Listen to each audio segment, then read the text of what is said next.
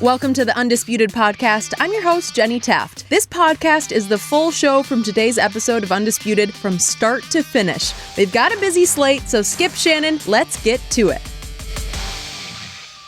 Welcome to Undisputed, live from Los Angeles. I'm Jason McIntyre here with Greg Jennings and Rob Parker. Gentlemen, good to be here, isn't it? Should we do one of these? We should. Absolutely. Let's make Filling in for the guys. It's great to be here. I'm a little upset that Greg outdressed us today. He is the best dressed man here. Is that right? What color is that? Sharp That's a no-brainer. Yeah. What is that? You know, it's a little something, a little teal, Little teal? Yeah, let's stay focused. Yeah, Rob, I had to butter him up because we're going to destroy him on Antonio Brown in about 20 minutes. Is this a tag team effort today?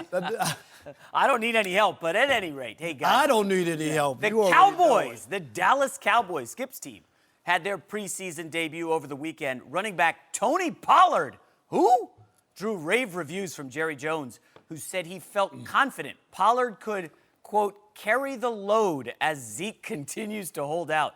Dak also looked decent, right? Going 4 for 4 on his only series. Still has not signed an extension, and The Athletic is reporting that Dak turned down an offer that would have paid him $30 million a year. That would have put Dak in the top 6 highest paid QBs based on average salary. Guys, he is currently set to make just $2 million a year. Rob, I'll start with you. Is Dak worth $30 million a year? No way, no how. I figured I'd get it started right off the top. And I'm not talking about market value and what quarterbacks make. I get all that. And if Dak can get that and is able to sign that kind of deal, I understand that. Because I saw in Detroit Matthew Stafford get paid over and over and over, and they still haven't won a playoff game, right? Because you put up numbers, and it's hard to replace a quarterback once you have them. So I get all of that. And my question is, was that $30 million in pistachios, or is that real money? Because if Dak Prescott really got offered $30 million and didn't sign, I'm shocked. Because I think that would be a great deal. Now, if his people are holding out saying, here's a guy who's won 2 of the last 3 NFC East Division titles, right? And has won all these games. I think only Tom Brady's won more games than him the last 2 years. And all these other things, and they're saying, we want to cash out. We want the biggest deal that's out there. And normally, it does happen to people if you wait. You know, it's always depending on your timing, not always just your stats. So the last quarterback contract is usually the biggest quarterback contract, just by the nature of the market. But in this case, when you look at him and what he's been able to do and his stats, it's hard for me to think that he should be paid that kind of money, because recently The Athletic did a big piece where they talked about 55 execs, coaches, GMs, all kinds of people, and he was in the 3rd tier of quarterbacks because everything has to work for him in order for him to be that guy. I just don't believe he can win games by himself. And I'm not trying to say he's Aaron Rodgers, but you know this, Greg, because you played up there. There were teams with bad defenses, maybe some other personnel where you wish they had some other players or skilled players, and still they would be in the mix because Aaron Rodgers was the quarterback. I don't think that's the case. You look at his numbers prior to Amari Cooper, right? And the same thing. Look at his numbers when Ezekiel Elliott's not running the football. It's night and day. In the playoff game against Dallas, when the running game was stopped, the Cowboys were basically stopped. They were not going to win that game. So do I think he's a $30 million plus quarterback? I do not. I wouldn't pay him that kind of money.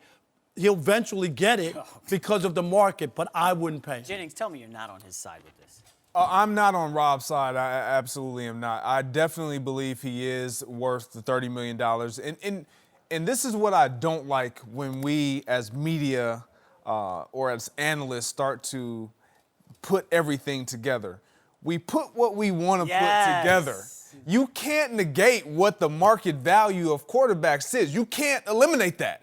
Because when you sit down at the table, if you're a general manager or Dak Prescott or his agent, you're not going to negate that. that has to come into equation. So you have to put everything in, all variables are present at that time. But let me just say this. That's why I brought up the Matthew Stafford case, because my point was he has the numbers, but the Lions don't win, and he got the money. I get that. I'm not negating what the market is. You're asking me, do I think he's worth the money? Matt Stafford was the number 1 overall pick. I think that's a bad example. No, it's not. Yeah, it is. Matt Stafford was the number 1 overall. Hold on, I'll give you a better example. Nope. Jimmy Garoppolo. Okay, Jimmy Garoppolo signed a $28 million a year deal with the 49ers. He had accomplished nothing. Nothing. Guess why he got $28 million? Because there were no other quarterbacks on the market, guys. There was nobody. Now, the problem with Dak is Marcus Mariota could be coming up next year. Jameis Winston could be coming up next year. Andy Dalton, the Bengals could kick him to the curb. And when you look at Dak, I got to say, Rob, we are striking from the record, quarterback record. You can't use that anymore. He's a winning quarterback. The Cowboys win as a team, lose as a team. Yes. Okay? But quarterback record is irrelevant. Mark Sanchez game managed the Jets to 2 AFC title games. Well, Should they have paid him? You know what? But I think you're being unfair. Did you watch those games? I watched all of them. He beat Tom Brady in New England in a playoff game. I did. I'm the biggest It wasn't Jets fan all at the running. network. I'm just saying. He won 4 road playoff games. Go look Peyton it Manning? up. Yeah. Go look up 4 road playoff wins by any quarterback. It doesn't happen often. If I'm the Dallas Cowboys, and if this is true, if this is rumored to be true, then I find it hard to believe that Dak Prescott turns it down. But part of me says, you know what? If I'm Dak Prescott and I know where my trajectory is headed, I may turn this down as well. Because you mentioned it a little bit. With Amari Cooper, did his numbers improve or decline? No, they improved. They improved drastically. No doubt. They improved drastically. And so you look at what he has. You can't talk about what he doesn't have anymore. You look at the pieces around him. A young Michael Gallup, a young up-and-coming guy that he can stretch the field with as well. You have now Amari Cooper, obviously a number 1 guy that he has developed a rapport with. You have in the slot now a Randall Cobb. You have Jason Witten back in the fold to really keep that core group of offensive guys as far as Are you counting on Jason No, Witten? I'm not counting on him as far as on the field, but I'm counting on him to completely manage egos and the camaraderie of that offensive unit. And then I get my center back. Like, these are all variables that mean so much to a young quarterback that is trending up. I get it. We haven't been enamored with all the woes and the wows that the Patrick Mahomes and Carson Wentz's and all these young quarterbacks can do. Dak Prescott doesn't wow us that way. But what he does do, he checks a lot of boxes. Is he available every week? Yes. Is he durable? Yes. He's taking a lot of hits. He needs to learn how to not do that, but he's proven to be durable. Can I count on him as a leader? Absolutely, I can. Has he also missed throws that were wide open? There's a reason why 55 executives have him as a 3rd-tier quarterback. I understand. Despite all that you just said. I understand all of that, but there's a lack of talent. Let me explain. 55 executives. There aren't 55 owners in this league. There aren't 55 GMs in this league. There's a reason why we're talking about 55 execs, because they're not all decision makers. Right, hold on, Greg. I got to get back to the question. It's $30 million a year, and you mentioned a quarterback who's getting $30 million, Carson Wentz, okay? You mentioned a guy, Pat Mahomes. He won an MVP. He's going to be in line for $35, $40 million. That's the difference. Dak has never been in the MVP discussion. Okay? Carson Wentz was leading the MVP race before the ACL. He should have, right? And who are the other guys? Matt Ryan is a $30 million guy. Been to a Super Bowl, won an MVP. Another one, Russell Wilson, been to 2 Super Bowls, won a Super Bowl. Dak Prescott has done nothing. According to the Football Outsiders, he was the 26th rated quarterback in the league last year. When you factor in everything, opponent, down, distance, 26th rated, and you're going to give him $30 million? Man, you guys are so on point here. I'm going to tell you how far off point you are. Look at Kirk Cousins in Minnesota with the Vikings. How much is he making a year? Exactly. Is he a 30? He's north of 28. Yeah. So when you look at that bar, you look at Dak Prescott and you say, well, wow, what have I done that he hasn't done? But that's another deal that I would have never made. I understand that. I said it was a bad deal. To my point. And no, to my point is that should show you why you don't do it. because you just went out and gave that money right to a guy who's really not on that echelon of the guys you just mentioned. That's not a bad point from Rob Parker. It is a good let me add point. This. Kirk That's Cousins why you don't accomplished do it. that in Washington. Who But was he throwing to but in they didn't Washington? win. He had nobody. But they didn't win anything in Washington. They didn't really do They anything got to a playoff other than game. him put up numbers. I hear what you're saying, but the bar has been set. And Kirk Cousins is one of those guys at that position who has set the bar. And so if I'm next man up and I feel like my talent and my skill set supersedes such of Kirk Cousins, then yes, I'm going to get more of that. And then when I see what's around me that makes me, not only myself better, but I can now believe and have the confidence to say, you know what, I'm going to start making these guys around me better. And I believe he's going to make that step. So if this is something that is true, why not bet on yourself if I'm Dak Prescott? We're going to win. We have a great defense. We have a great nucleus on offense. I'm a young quarterback. They're hard to come after as far as to find in the draft and to find when we're already seeing them in the National Football League. Well, here's my only thing. Here's why I think it's a mistake if he was offered $30 million and didn't take it. He could go the other way as well, all right? Because there are people who are out on him. It's not overwhelming. So what if he has a bad year, Greg, and he has a bad year and people go, you know what? He's really not that good. I totally understand. And then he's going to have a hard time convincing people after that. Things are really good only for. But what if he doesn't, Rob? No, I know. Stop with the what ifs, guys. Let me point it. I'll see your Kirk Cousins and raise you Nick Foles. He won a Super Bowl MVP with the Eagles. Mm-hmm. He got $22 million a year. You're telling me Dak is good? You're going to give him 30 when a Super Bowl MVP, Nick Foles, just got $22 million a year? Yeah, see, the difference between a Nick Foles for me is a guy who's been in this National Football League for a long time, who understands his role. He stepped into a great situation. Is he a good quarterback? I do believe he is. Is he a good leader? I do believe he is. But now let's see how he performs with the Jacksonville Jaguars. And we've seen him when he's been a starter compared to, right? We've seen him in this role Exactly. as a starter, and so it looks a lot different when you're comfortable. I played with a guy, Christian Ponder, who just as a quarterback, as a starting quarterback, he didn't have what it took. As a second backup quarterback, he felt like that was his role. He thrived in that role. Some quarterbacks thrive when the pressure isn't solely on them. I don't believe Dak Prescott is one to back up and say that I can't handle pressure. There's been a lot said. I've doubted him in years past. I don't think that he's a top 5, top 10 quarterback, and I don't think after this year he will be a top 5, top 10 quarterback. But you're not going to have to be that type of a quarterback and rank that high to be paid $30 million in this National Football League the way that the money is being spread out. Should we move on from, are we good here? We beat him up enough on Dak Prescott. He said, what? I feel a little bad. We got to ding the bell. Let's move on to round 2. No mercy. Hey guys, Jenny Taft here to tell you a bit more about 23andMe. Sure, DNA testing can tell you about where your ancestors are from, but did you know it could also give you a lot of genetic information about your health and traits? Understand more about yourself today and inform how you live your life going forward. 23andMe tracks many conditions such as harmful blood clots. Some F2, F5 genes help you stop bleeding if you get hurt, while other versions of these genes can also increase the risk for harmful blood clots. 23andMe also tracks hereditary breast and ovarian cancer. There are thousands of BRCA variations that can increase the risk for certain cancers. Both men and women can be affected.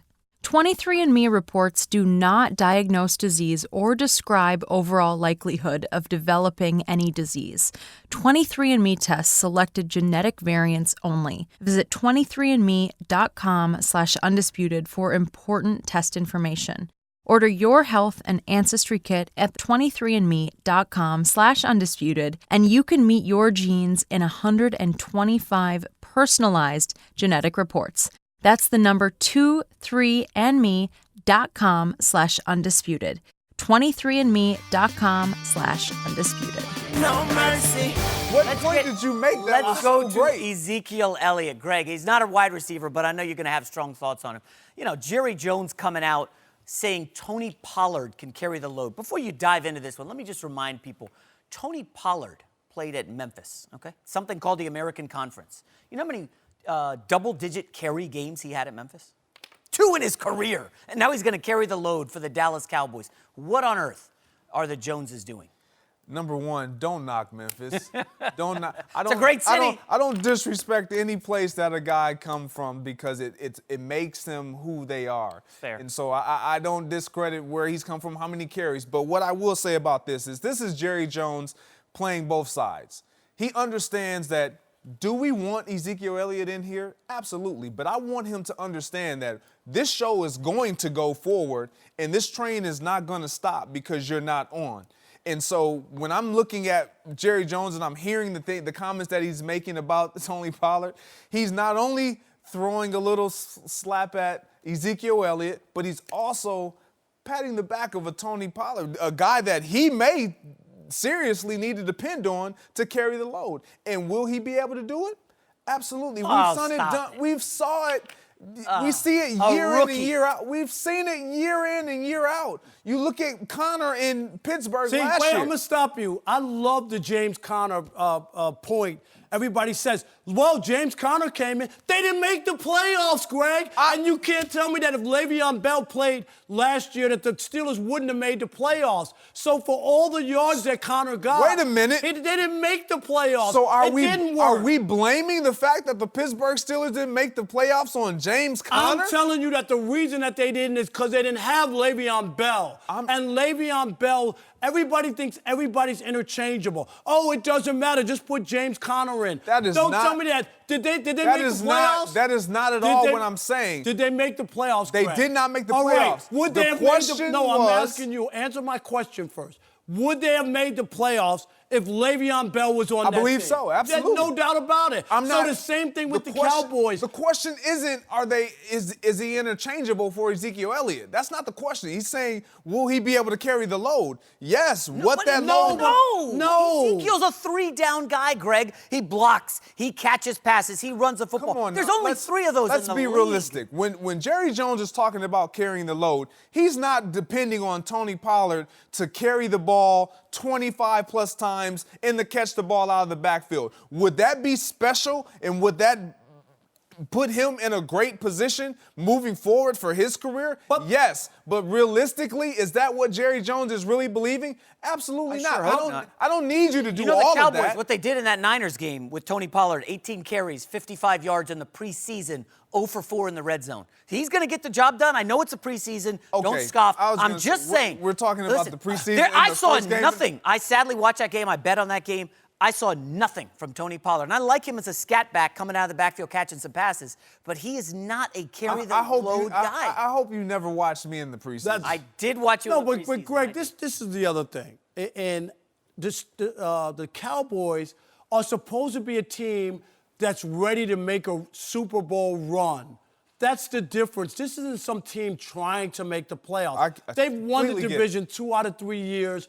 They're set up. They got Amari Cooper, right, to start the season, not to join them in progress. They got a top running back in Ezekiel Elliott. Dak Prescott works when he has all of his pieces together. This team is supposed to make a run. Don't tell me some Pollard all of a sudden out of nowhere is going to be that guy. They need Ezekiel Elliott. Jerry Jones can pat these guys on the back, talk about how great it is, and you don't need a running back to win a Super Bowl, all that. They won't win anything without Ezekiel Elliott. It's just a fact. They're a 6 or 7 win Let me team please be crystal clear. I am not at all saying that Tony Pollard is at the level or on the level or equivalent to will ever be on the level. Ezekiel Elliott. That is not at all what I'm saying. But what Jerry Jones is trying to do is make sure that he's encouraging a young running back that he understands the reality of what's in front of him. And that is Ezekiel Elliott is not present. And he may not be present due to financial disagreements right now. and get you it. may be the guy. I need to implode and make sure that I dump a boatload of confidence on you and within you to ensure that you know you have my 100% support moving forward. Can I remind you of what happened the last time a great Cowboys running back held You out? don't have to remind Oh, me. you remember I Evan totally Smith in understand. 93. And Jerry they opened came back- 0-2. Jerry said, please, here's came all the back money. groveling. Take it all. I'm And not saying that I'm telling won't you, be the case. But what I'm saying is, having played in this National Football League, one pony doesn't stop the show, fellas. So the fact that Ezekiel Elliott isn't in there means the next man has got to play, and he's up, and it's his opportunity to do something special for his career. I get all that. The bottom line still is Jerry Jones, his championship clock is ticking, right? Jerry's not wants getting any another Super younger. Bowl, yeah. He has to win another Super Bowl, actually, to validate him because... validate him? Yes. Is Jerry Jones in the Hall of Fame? Yes. He's a billionaire, Yes. too. No, he's in the Hall of Fame, but I'm talking about they haven't done anything since Jimmy Johnson's been gone. Let's just be honest. They've won 2 or 3 playoff games in 25 years with Jerry running the show. Jerry wants to win another Super Bowl. This is his best team and best situation. Jerry will come around. Jerry's the same guy who tried to run a coup, right, against the commissioner for Ezekiel Elliott. And now all of a sudden, he's going to play hardball. He needs Zeke. He knows he needs Zeke in order Rob, to I got a new question for you, kind of spinning off both of this. You were willing to say Dak needs the money. Who are you prioritizing today if you're Jerry Jones? Ezekiel do you Elliott. need to get Zeke in, or do you need to give Dak his Ezekiel money? Elliott, Good. it's a Okay. no-brainer. All right. It's a no-brainer. When you look at the Dallas Cowboys and how they're constructed as an offensive team, they're constructed to run the football. You look at their offensive line. They're constructed to rush, run block versus pass protect. Not that they can't pass protect, but that is how they're built.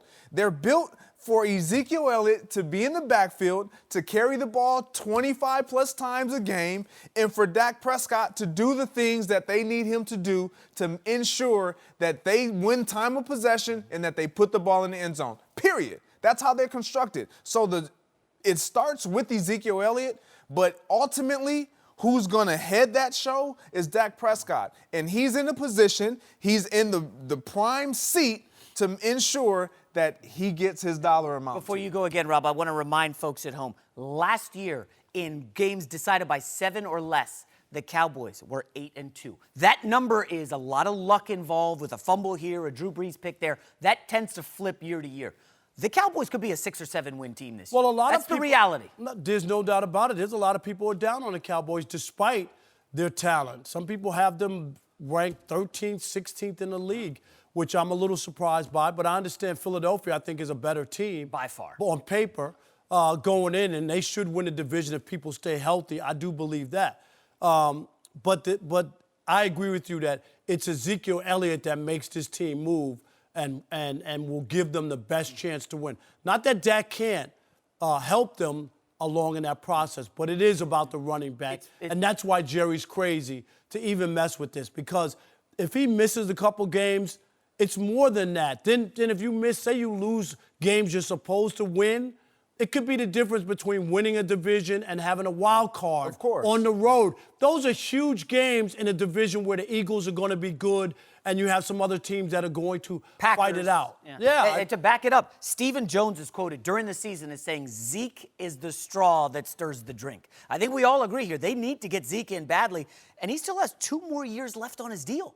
It's getting ugly in Dallas. But he needs to get paid from the standpoint that the CBA, the collective bargaining agreement, doesn't work for running backs. No. It just doesn't, Greg, right? It doesn't. Because they have control. It works, honestly, if you're a first, second, third round pick, primarily a first and second round pick, it works against you because you have the option the year that your team can pick up. So when I look at, again, you look at the Dallas Cowboys, are they in a good position? Yes.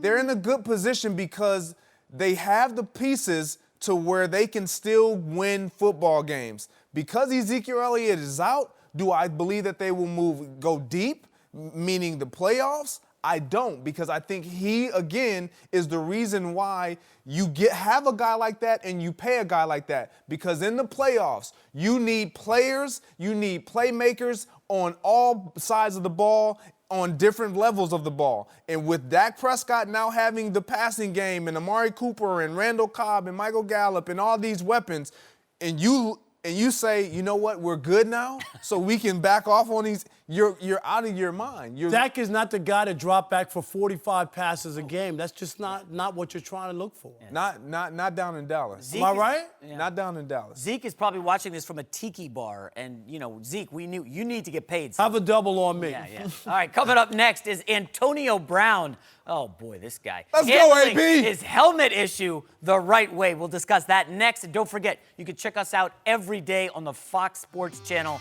on Sirius XM. We'll be right back. No mercy. Rothy's.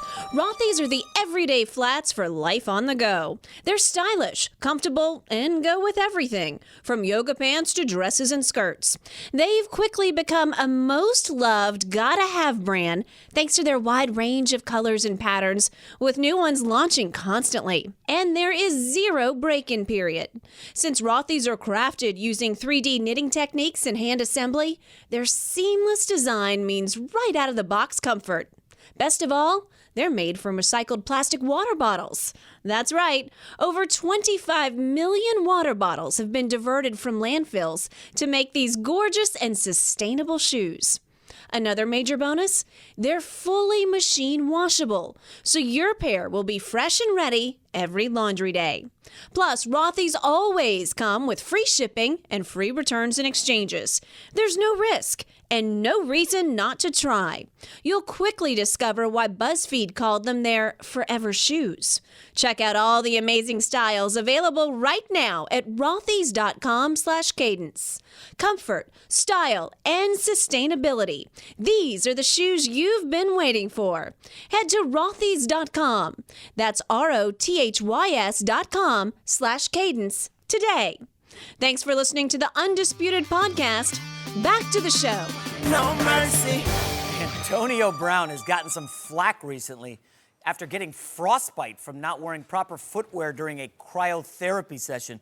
AB has also been told by the NFL that he will no longer be allowed to wear his old helmet. At first, reports surfaced that AB threatened to retire if he was forced to change helmets. Now, according to The Athletic, Antonio and his legal team have threatened to hold the league liable if he were to suffer a head injury while wearing a new helmet. Raiders head coach John Gruden came to the Stars' defense. Take a listen. I support this guy. I think that's what needs to be said. I don't know what anybody's writing or what anybody thinks, but this foot injury wasn't his fault. This was a total accident.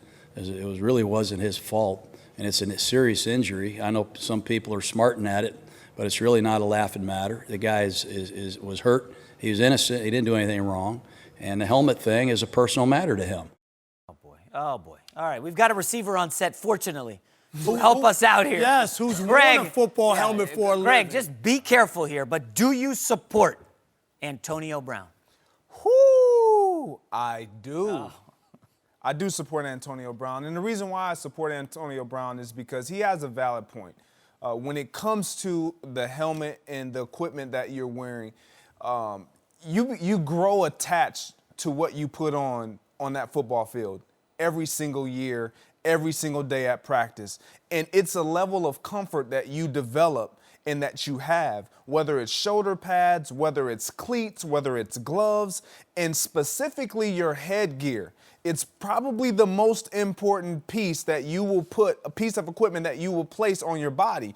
And for me, my headgear was very important. And the reason why I'm supporting Antonio Brown is because I had to go through this. I had to change my helmet out. When I first started playing from, I would say, 7th grade, I had the same helmet, same face mask, Rydell helmet, and then my last year in Green Bay, same make and model, okay. Same face mask, the whole 9. And then my last year in Green Bay, they say, well, you got to change to a different helmet. I believe we have the helmet that I had to change.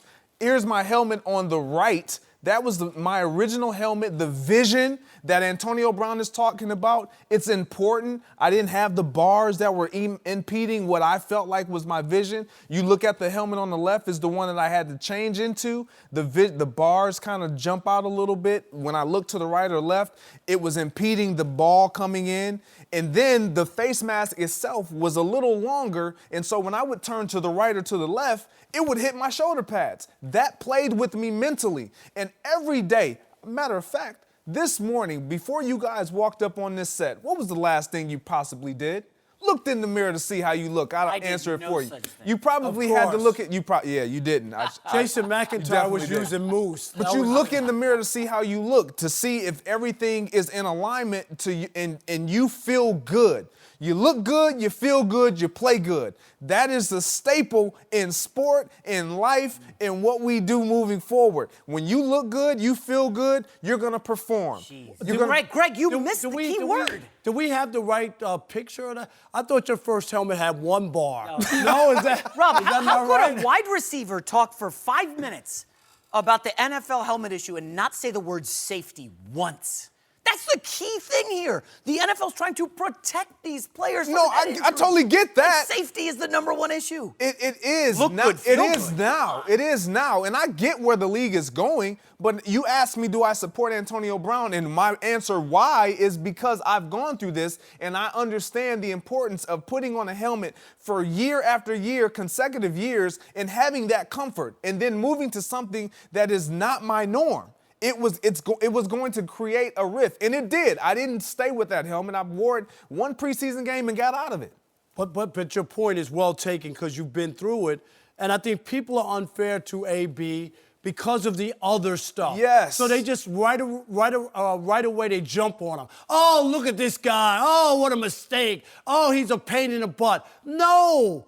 Guys who have never put a helmet on are complaining about a guy, and you've been through it. I understand, like, a comfort and feeling something. So I'm with AB. I get it, and I understand what the league is doing as well, but that doesn't mean a player who's been in the league as long as he has and has had as much success is supposed to just order, oh, yeah, I'll pick this up and put it on, and it doesn't feel the same and not say anything about it. Mm-hmm. So I'm in support of it. I think people are being totally unfair to him. And we could go back to another time when they changed equipment. Here's another one.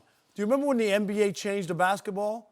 Do you remember when David Stern changed it? It was a big deal. Okay, he changed it without the players' input. And even Tim Duncan complained that the basketball didn't feel right. You know what happened? They wound up changing it. And my point was just, it's not always bellyache. And sometimes, even though the league is trying to do the right thing, players are making points where you should think about it. And I don't know, were all the players involved in this new helmet that's supposed to be safer so that players can sign off on it? Do you know what I'm saying? Guys, wait a minute. I don't want to be the voice of reason here. The NFL has approved 34 different helmets that are safe, that have been tested. 34. Antonio Brown went through all of them and said, nah, not good enough. I want my old helmet. To the point that he took his old helmet and painted it with the colors of the Raiders to make it look like he was wearing the new helmet. Guys, that is an embarrassment for Antonio Brown.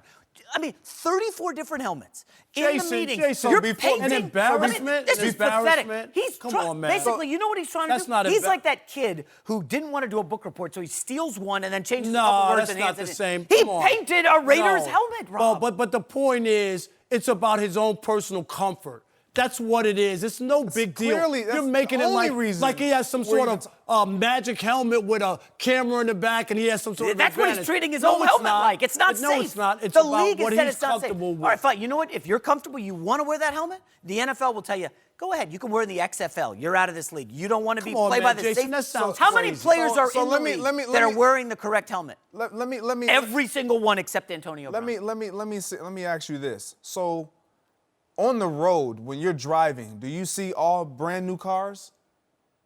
No, I don't. No, You see older model cars, correct? Why is that? That aren't as safe as the newer cars that everybody Well, says if they are don't safe. pass inspection, they're not on the road. Okay. And that's the But case. they're with still the not helmets. as No. Let me explain something about the helmets. It's not that it's not passing inspection. It's not living up to what these other helmets are doing now. So the quality and the safety of this helmet that Antonio Brown is choosing to stay in is not as up to par as the others. But last year, it was okay, huh? The year before, it was still okay, last 10 years has So been now okay. all of a sudden, you know what, guys? Don't wear it. No, I get what the National Football League is doing. And credit to those guys because this is what you have to do to make sure you're protected in protecting that shield. But when guys have played in this league for as long as Antonio Brown, and this is not just an Antonio Brown issue. I had this issue. I played. Aaron Rodgers had to change. Did you go to the helmets. hearing? Did you go that far? No, I didn't go to the hearing. You didn't go that far. Okay. Did Tom Brady Brady go that far? No. Did Everybody. Aaron Rodgers go that far? That's the difference. That's the difference. That's where I'm like, okay, at some point, Antonio Brown is gonna have to either conform or just do what he says he's gonna do. Or if he would have handled it a little different because everything that comes from him now is noise. Yes. So maybe if you do it without making a stink in public, you know what I mean? Like, I think maybe because he's just one of those guys who's a lightning rod. No matter, he could say he has a bad pinky toe and it's the end of the world. Oh, my God. No, you shouldn't have got that guy. He's terrible. He's got a pinky toe now or bad nail. All I'm saying is, don't pounce on a guy when he's talking about his own personal comfort. You don't know what it feels like to wear the helmet. He wouldn't be making us think seriously, Jason. Exactly. Just thinking about it. He wouldn't be making us think if it really didn't No matter. one else is making this. No, thing. that's but it doesn't so matter. false. That's so false. Yes. Everyone. Who's doing the hearing? Everyone, Who's taking yeah, it this far? To this extent. Yeah, no one has complaining done I this. get. I get the complaining. But everyone, the moment they're told, hey, we need to change your helmet. What? You're not touching my helmet. I need get to that. change That's your fine. helmet. No, That's we're not. fine. Right. That's fine. It's because you become attached, and it's a comfort issue of where I feel best when I'm in this. So the jerseys that are different on game day. I remember walking in the locker room and seeing my jersey hanging up, and I'm like, what? This isn't my jersey. This isn't my game uniform. And I automatically, they needed to change it because for me, mentally, it was going to mess with me. It may sound small and minute to those who've never been on that fine, playing but surface. You never threatened to retire if you No. couldn't wear that old jersey. That's what he's doing here. He's taking it to the hearing. Greg, I Jason, can't you didn't buy that understand how you're story, defending did you, him. really? What do you mean buy it? He took it to the hearing. He went that far. Greg never went that far. Or Tom Brady never went that far. Aaron Rodgers never went that far. This is ground that we haven't seen before in recent NFL years, have we? No. Am I missing the hearing? But just because someone before him didn't go that far doesn't mean that he doesn't have the option to go that far. Because if you couldn't do it, there would be no hearing. Like for him, It's like people being mad that they're going to. So so the NFL comes back, Rob, and says, Antonio, you can't wear your old Then helmet. he'll eventually wind up having to wear something to okay. play. Good to hear. But that doesn't mean that he can't have a stink before. And this it. whole lawsuit if thing? If this wasn't about all the other stuff, nobody would make it so seriously. You're carrying it like it's the end of the world. Dude, what are you talking Like about? he's There is a trying- report, Rob, according to The Athletic, he is going to sue the league or could sue the league if he gets a head injury with the new helmet. We just read that. He's making the point that he doesn't feel comfortable, and he's just putting it out there that if something happens to me wearing this helmet that I'm telling you I don't feel comfortable with. Now there's a lot that has to go on. This guy can wind up putting it on, and after 2 or 3 games, Greg, right, you just go, okay, this is it. I got to kind of deal with it. Right. And then things work out, and you're catching touchdowns, and you move And let me add this layer. So he's 31 years old. He's supposed to be a leader. He's a veteran player, one of the best of his generation at receiver. The Raiders just had 3 first-round picks, okay? 3 rookies coming into the league. You walk in the locker room, and this is what Antonio Brown's doing. He is leading with frostbite on his feet, and I'm not wearing this helmet? So I used the word embarrassment, and you didn't seem to like it. No, I don't like it. This is an awful look. You know what the great For look Antonio is? Brown and the Is Oakland when Raiders. one of those rookie players looks at his stats over the last 10 years and see. You love to talk about wins. What does he want? About how great this guy Bunch is of as regular a receiver. season stats. 10 playoff games, Stop it. 4 touchdowns for Antonio Brown. And I like him. He's a good player, but this guy's not a winner. He's not a leader by any stretch of the imagination. I totally disagree with you because it's not just. Oh, does I he forgot. Have to get, Rob, I does he have forgot. to get the football from somebody else, or does he throw it to himself? Antonio Brown. Does he throw it to himself? He quit on his team. Does he throw it to himself? He walked out of practice because they didn't name him the team MVP. They gave it to Juju Smith. And Antonio Brown threw the football at Roethlisberger's feet. Go read the stories. Said, I'm out of here. Week 17 with the playoffs on the line. That's a leader? Did they That's win like the how game? You won your Did they make the They playoffs? won the game. They did not make the playoffs. So they weren't going to make the playoffs But he anyway. quit on his team. Have you done cryotherapy before? I have done cryotherapy, yes. And so you understand what he was going up against. I've always worn socks, and they make you wear Crocs. And the gloves, Yes. correct? How did he go in there without socks? I have no idea. You going to defend that too? I'm not defending that, but I know the severity of what he could potentially be going through because they descriptively tell you the risk that you run Now if you explain don't. me what he did in France and maybe I there don't was a know all the language barrier. details, but when it comes to Antonio Brown, everything is going to be magnified. Yes. Because of he's a problem, he's a diva, he's this. If Pittsburgh doesn't have success this year, it's no one's going to say it's Antonio Brown wasn't there. But if the moment they have success, it's because they got rid of Antonio Brown. Addition by subtract. We'll have 2 NFL coaches here later to hopefully bash Antonio Brown. No mercy. It was reported that Aaron Rodgers and new head coach Matt LaFleur had a rocky start to their relationship. Rodgers was critical of the Packers and Texans' joint practices, while LaFleur defended them. On Friday, Greg Jennings' buddy, Aaron Rodgers, responded to these reports on a rift between him and his coach, calling them, quote, fake news. Greg, we're going to let Rob go first here. Rob, Absolutely. will the relationship between Aaron Rodgers and Matt LaFleur work?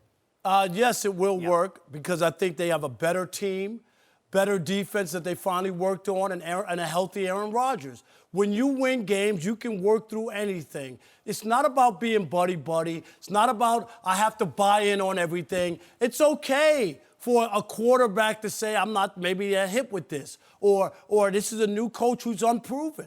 Who's more proven, Aaron Rodgers or Matt LaFleur? I mean, seriously. So Aaron Rodgers goes in with the upper hand. His words are stronger and mean more. He's won a Super Bowl. He won 8 division titles. He has the best quarterback rating of any quarterback in the history of the NFL. He's going to have more weight. Matt LaFleur is trying to build his legacy, win, and have people understand that there's a reason he got the job. They think he's a good new young football coach in the National Football League. So I'm with Aaron.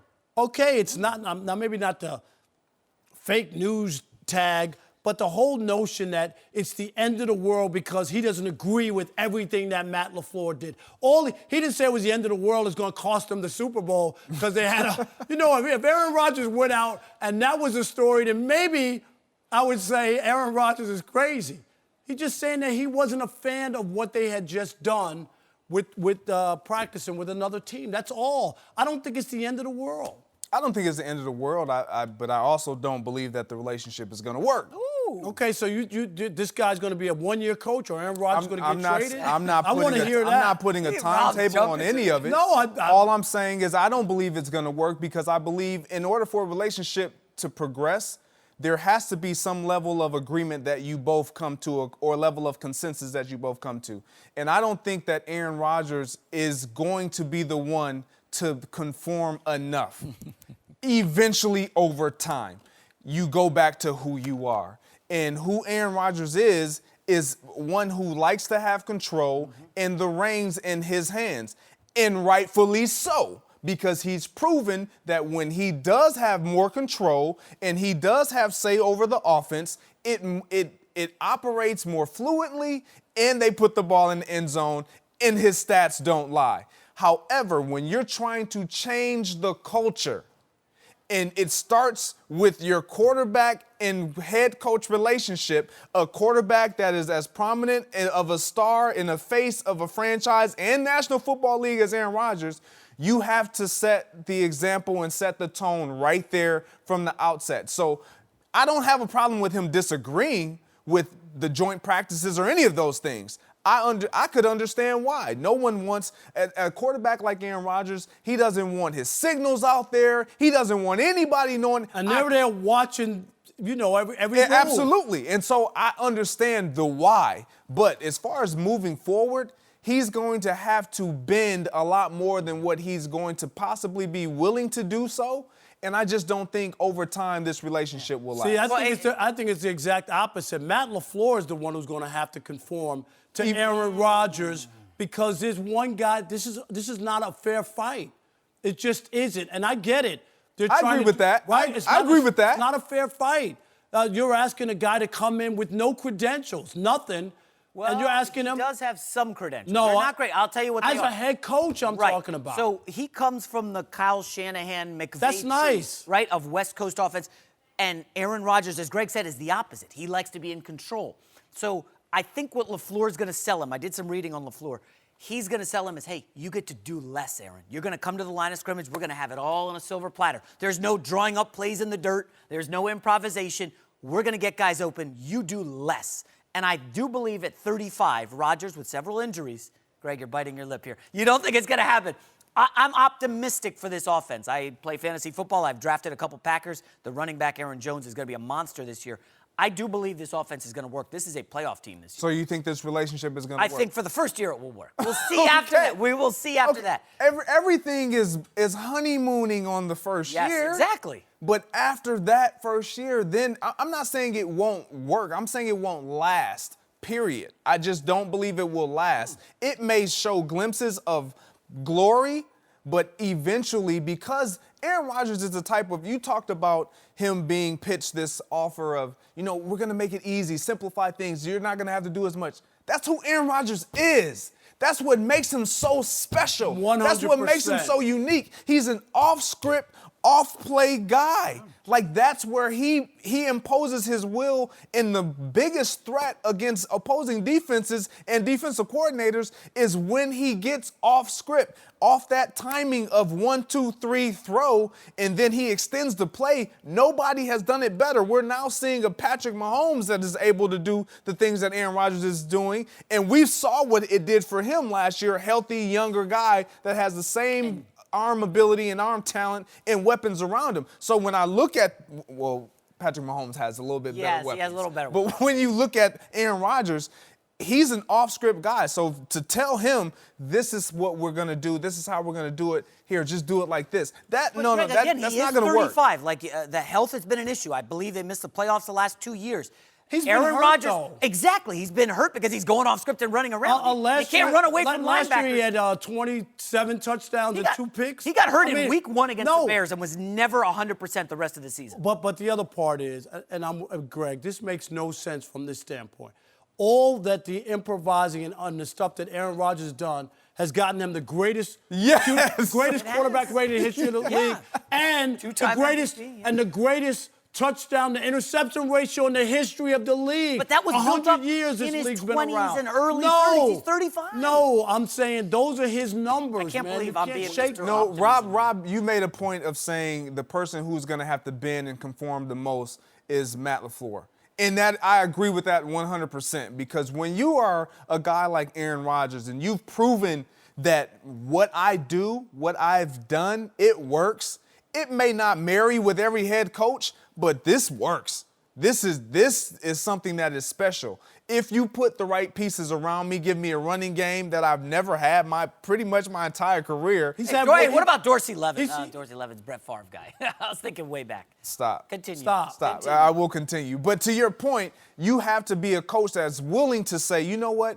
Let's do what you do and sprinkle in what I do. And then you earn the respect and say, you know what? I like that. Aaron Rodgers is going to come and say, you know what? Yeah, let's do more of that. That's a nice wrinkle. But you're not going to tell him, everybody's going to say, you got to stop extending the plays and stay within the pocket. That's just not who he is. That's not what makes him special and unique. You want to put a bow on it. Is this a playoff team this year, Rob? Packers? Yes. Yes. Anytime Aaron Rodgers is healthy, it's a playoff team. Yeah, I'm with you. It's hard to say that this team is not a playoff team. If he's that healthy. guy is healthy and on the field, anything can happen on any given I got them Sunday. winning the division. Yeah, we got the Bears swooning and missing the playoffs. And the Vikings? Vikings will be there. Detroit Lions, your Detroit Lions will be in the mix. No, the Lions will not be in the mix. I'm They'll not be ready in to last say place. who's going to win the division, but the Packers making the playoff is not a long stretch when Aaron Rodgers is healthy. And it's if been proven. And if they have a running game and they short up their defense, they're going to be a better team. They're definitely going to be a better defensive team. All right, coming up next, will Patrick Mahomes repeat as MVP? We'll discuss that next. No mercy. Kansas City Chiefs had their first preseason game on Saturday. Patrick Mahomes continued where he left off from his MVP season. Mahomes was a solid 4 for 4 for 66 yards. Only one series. It did result in a touchdown, including an impressive 10-yard scramble where he smartly slid at the goal line to avoid a big hit. Rob, will Patrick Mahomes, be in the MVP discussion? Put some respect this on his season? name. MVP discussion. Think about it for I've a second. already thought about it. Let it marinate. I've already thought about it, and no, I hate to break it to everybody. And I want to say this real quick at the top. I did talk to his dad, Pat Mahomes, the former baseball pitcher. He's going to be on my podcast, Inside the Parker, that drops this Wednesday on the Herd Podcast plug. Network. And we talk about Patrick on it as well. And no disrespect, Patrick Mahomes is a fantastic and great quarterback after his just second year, didn't really play much his first year, and he had the breakout year. Here's the only problem, and we've seen it. It's impossible to duplicate the numbers he just put up. So the numbers are going to be down. They just will be, and people won't feel the same way about him. There'll be Greg, yeah, well, he had 52 last year, and now he has 38 or 40 touchdowns, which will still be a lot, but it won't feel as good. And people will come for the Chiefs. Here's the other one. Everybody thinks it's automatic and he's just going to roll and be unstoppable for the rest of his career. Pump the brakes. I watched the first half of the AFC Championship game where they got shut out against the Patriots at home. I saw that. I saw them stop Patrick Mahomes. How much playoff experience does he have? No, I'm just saying. Was this his first playoff run? Did he get stopped? He got stopped.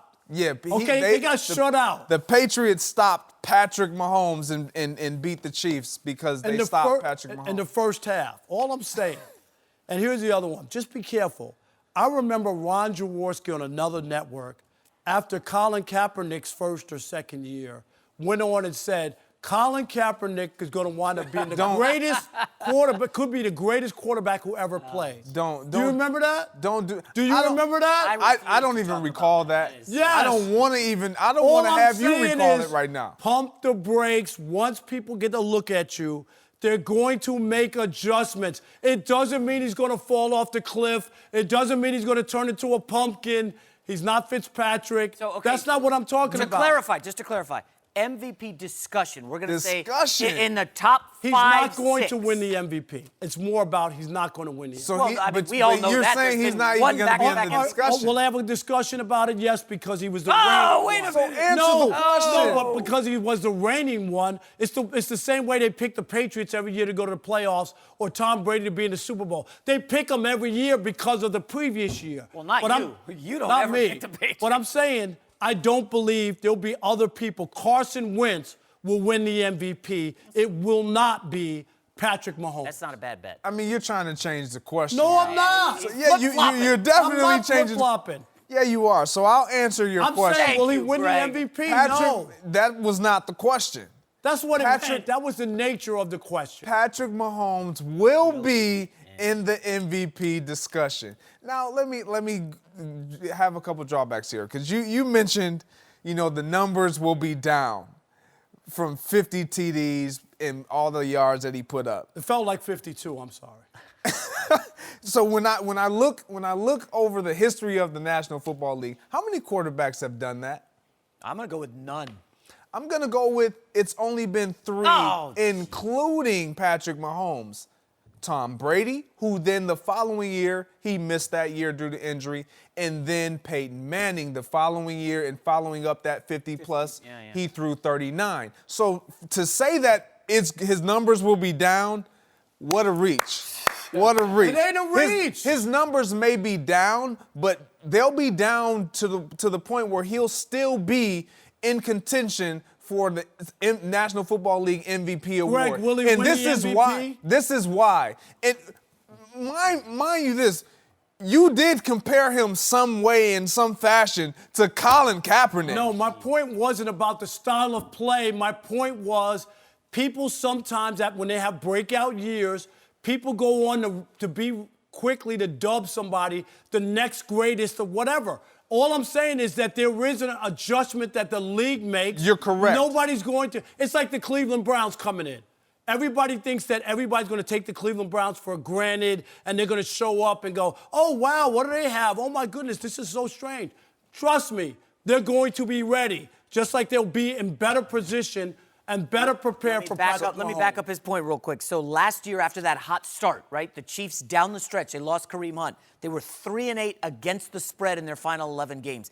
Teams, as Rob alluded to, started to recognize what the Chiefs were doing and defend them better. Not great. Not great. Better. But I think he's right here, though. It's obvious Mahomes is going to be in the discussion. Tyreek Hill's still around. Sammy Watkins still around. Travis Kelce is breathing. The offensive line returns 4 out of 5. The defense stinks, Carlos Hyde. But to say he's not going to be in the discussion, Rob, come on. And here's why he's going to be in the discussion, and he will have a real chance of winning it again, is because his ability to not only throw with accuracy, but to throw with accuracy outside the pocket. We were just recently talking about Aaron Rodgers. What makes Aaron Rodgers such a threat is what we're seeing that makes Patrick Mahomes just as much, if not even more, of a greater threat. His ability to be accurate outside of the pocket, running with the football, eyes down the field, and still throw with pinpoint accuracy. Not only just throw it where guys are, but throw them in a place where they're still running open. That's what makes a guy like this special. You can't defend a perfectly thrown ball in a good catch. You just can't do it. How did Peyton Manning go from 50 to 39 the next year after that? I'm just asking. How did that happen? It's just hard to repeat that's what I'm that talking type about. of a performance. So that's why it's going to be almost impossible for him to win the MVP because his numbers will be down. But Rob, any way you look at it, okay, Greg, so Rob, we're not talking about winning the MVP. He's going to be there. Yes, We're talking about the discussion. He's going to be in the discussion because he's the previous winner. That's why he's going to be in the discussion. Rob, I got a question for you. Sure. Did you happen to ride the short bus? Oh, no, I didn't. Let's not go there. Greg, hold up. Greg, I have a question for you. Regarding the interceptions. Mahomes only had 12 picks last year, but, and this is important, according to the Football Outsiders, Patrick Mahomes had 10 dropped interceptions. Opponents had a chance at him and dropped them. Had he thrown those 10, which was tied for most in the NFL, Patrick Mahomes suddenly leads the league in interceptions. He has that swashbuckling nature, Brett Favre-ish, and that can bite him in the butt. And that is a bit of a risk to help out Rob, who doesn't really need my help. It does bite him a little bit, but you take that risk because of what the reward is going to present you. With him, I watch him and I feel like I'm watching a version of Brett Favre because he has this ability to just not care. And if you throw it, I'm sure Brett Favre, he exited the National Football League as the highest interception throwing quarterback in the history of the league. Did that bother him? Possibly, but did it stop him from throwing those balls? Not at all. He still took it to the next level. He still tried to fit it in those holes. That's what made him special. That's what we remember most about a Brett Favre. How did he end his career?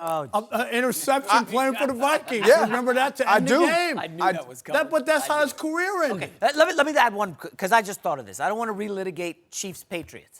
But if D Ford doesn't jump off sides, the whole narrative has changed, okay? We're bashing Brady, Pat Mahomes is in the Super Bowl, all because this guy jumped off sides. And, Mahomes was phenomenal in the second half of that game. First half, they locked him down, shut Tyreek Hill out. But to see a young quarterback adjust like that against a Bill Belichick was impressive, Rob. You got to give him some credit. I'm giving him credit. All I'm saying, I'm not bashing the guy. He's an unbelievable quarterback. I don't want you to take this the wrong way. I'm just saying that the chances of him, because of the bar that he set for himself, People will look at this season no matter what he puts up. It will not match up. That's why they won't vote for him again, because it's going to be less. And they're going to go, well, last year was great. This year, it was really good. But there'll be somebody else. When you saying it's going to be less, are you saying his statistical numbers individually or them as a team? Both. I think both. If his numbers decline, and by decline, we're talking 40 touchdowns. We're talking like 40. No, I'm saying that. I agree with you. Yeah.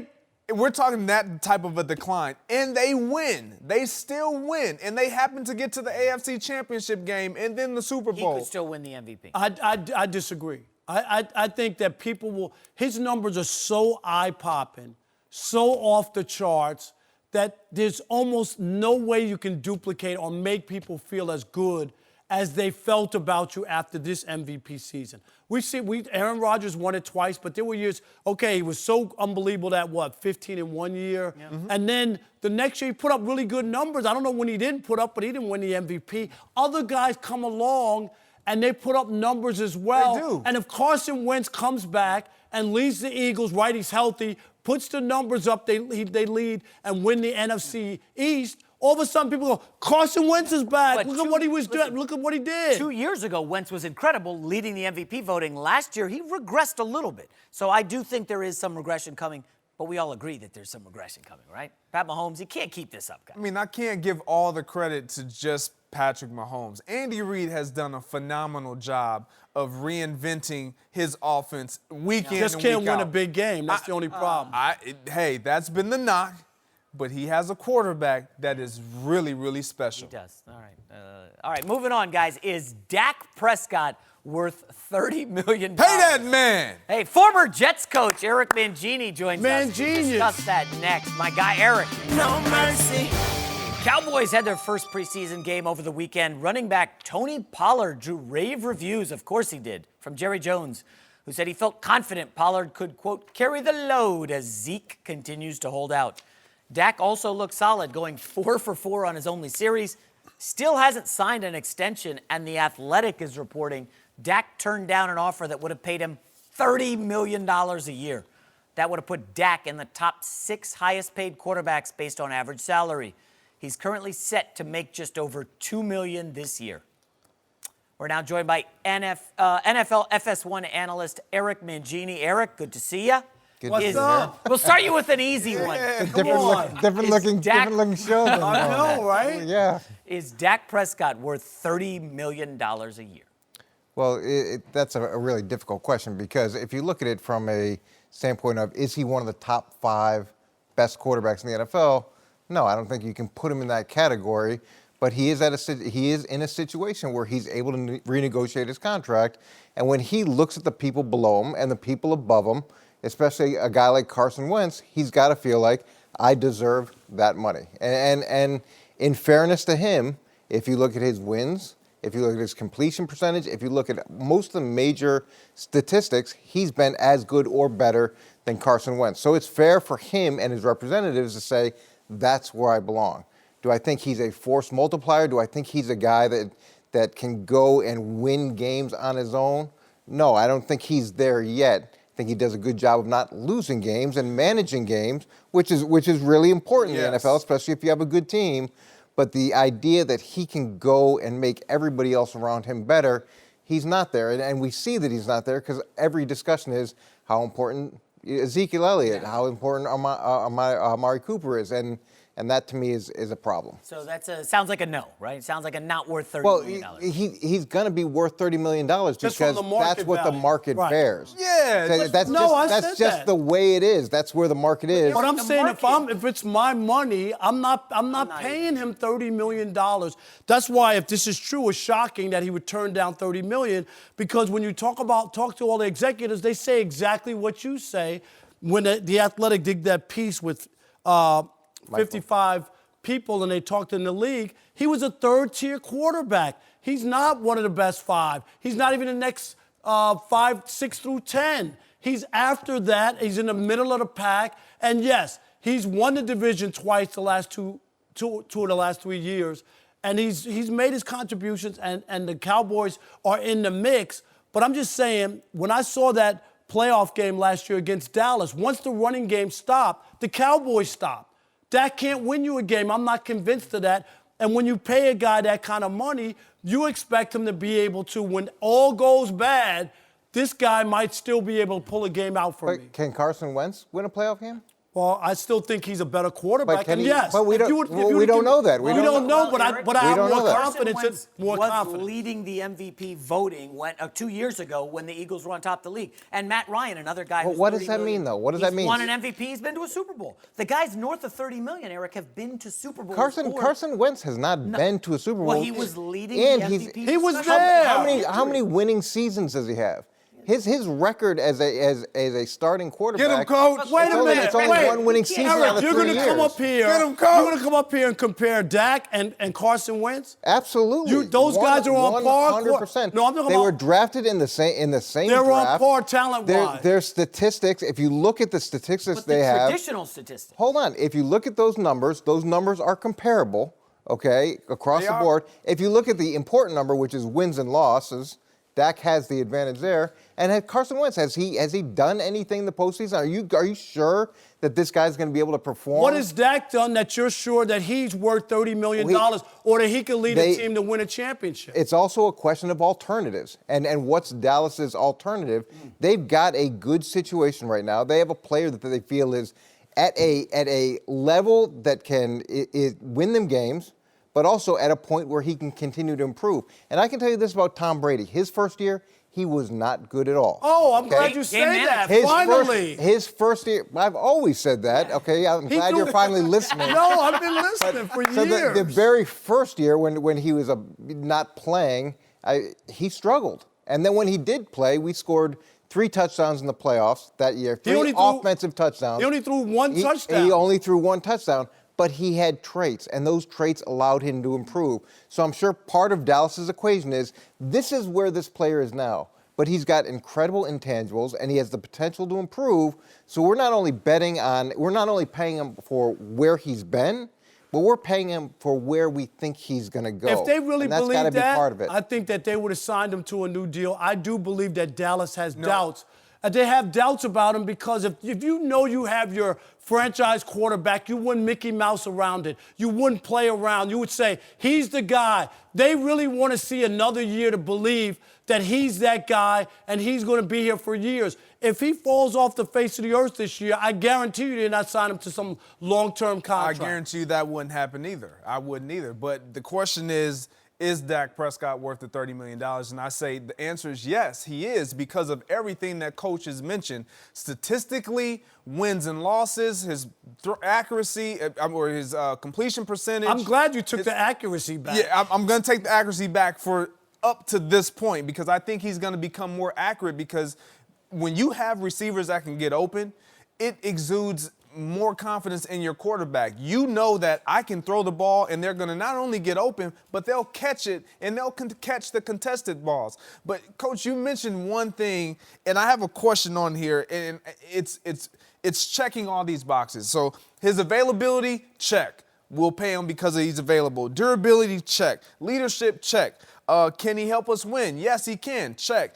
Then I have do I like who we are without him? Like, that's a question the Dallas Cowboys have to answer to themselves. Do we all sit here and do we know who the backup behind Dak Prescott is? Cooper Rush, baby. And would you like would you like the Dallas Cowboys chances? Who was the backup when Tony Would you Romo like was the the starter? Dallas Cowboys chances without Dak Prescott? Well, when Tony Romo was the starter and Dak was the backup. His value for that organization and to that team is high. Regardless of how we view him, regardless of what he's done in comparable to other quarterbacks across this National Football League, his value to that team as consistent durability, leadership, and what they need at the helm is fit and suited for them. Given all that you said, why doesn't he have a deal then if he's that guy? He doesn't if he's that guy, He why doesn't not? have a deal because of the situation and circumstances that they have. They have to pay Ezekiel Elliott. No, you got They have a to pay franchise quarterback. Every good team in this league needs a franchise quarterback. So if he was really that guy, Greg, they would sign him and put it to rest. You're our guy. We're going to sign you The franchise is about Dak Prescott. They're not convinced. That's why he doesn't have a deal. Hold on. You made a great point about Tom Brady young with the Patriots, right? He was on the rookie deal, the 6th-round pick. Dak is on the rookie deal. This question here is, when you pay him $30 million, Eric, you're going to have to take money away from somewhere, whether it's secondary, the linebackers, the running back, the receiver. You can't build a contender around that. And game manager is probably the best phrase for Dak, right? As a former Jets coach, you saw my guy Mark Sanchez in New York game manage the Jets to 2 AFC title games. There was no way the Jets were paying him. First of all, Mark Sanchez inherited a team that was ridiculous. So let's start with that. Dak got a good team from Tony Romo. Okay, but that team was incredible. The team that Sanchez got. Yes. I don't know how that got put together. Yeah, by but you, he did. of course. But he did, and I don't think it's fair to put him just in that classification of game manager. And when I say that more games in the NFL are lost than won, that's true, and that's about decision making. That's not just managing the game. There are questions whether or not he can go out and win the game on his own, and I have a question about that too. But the idea of what is his upside, what is his potential, how far can he go? This is what he's done to this point.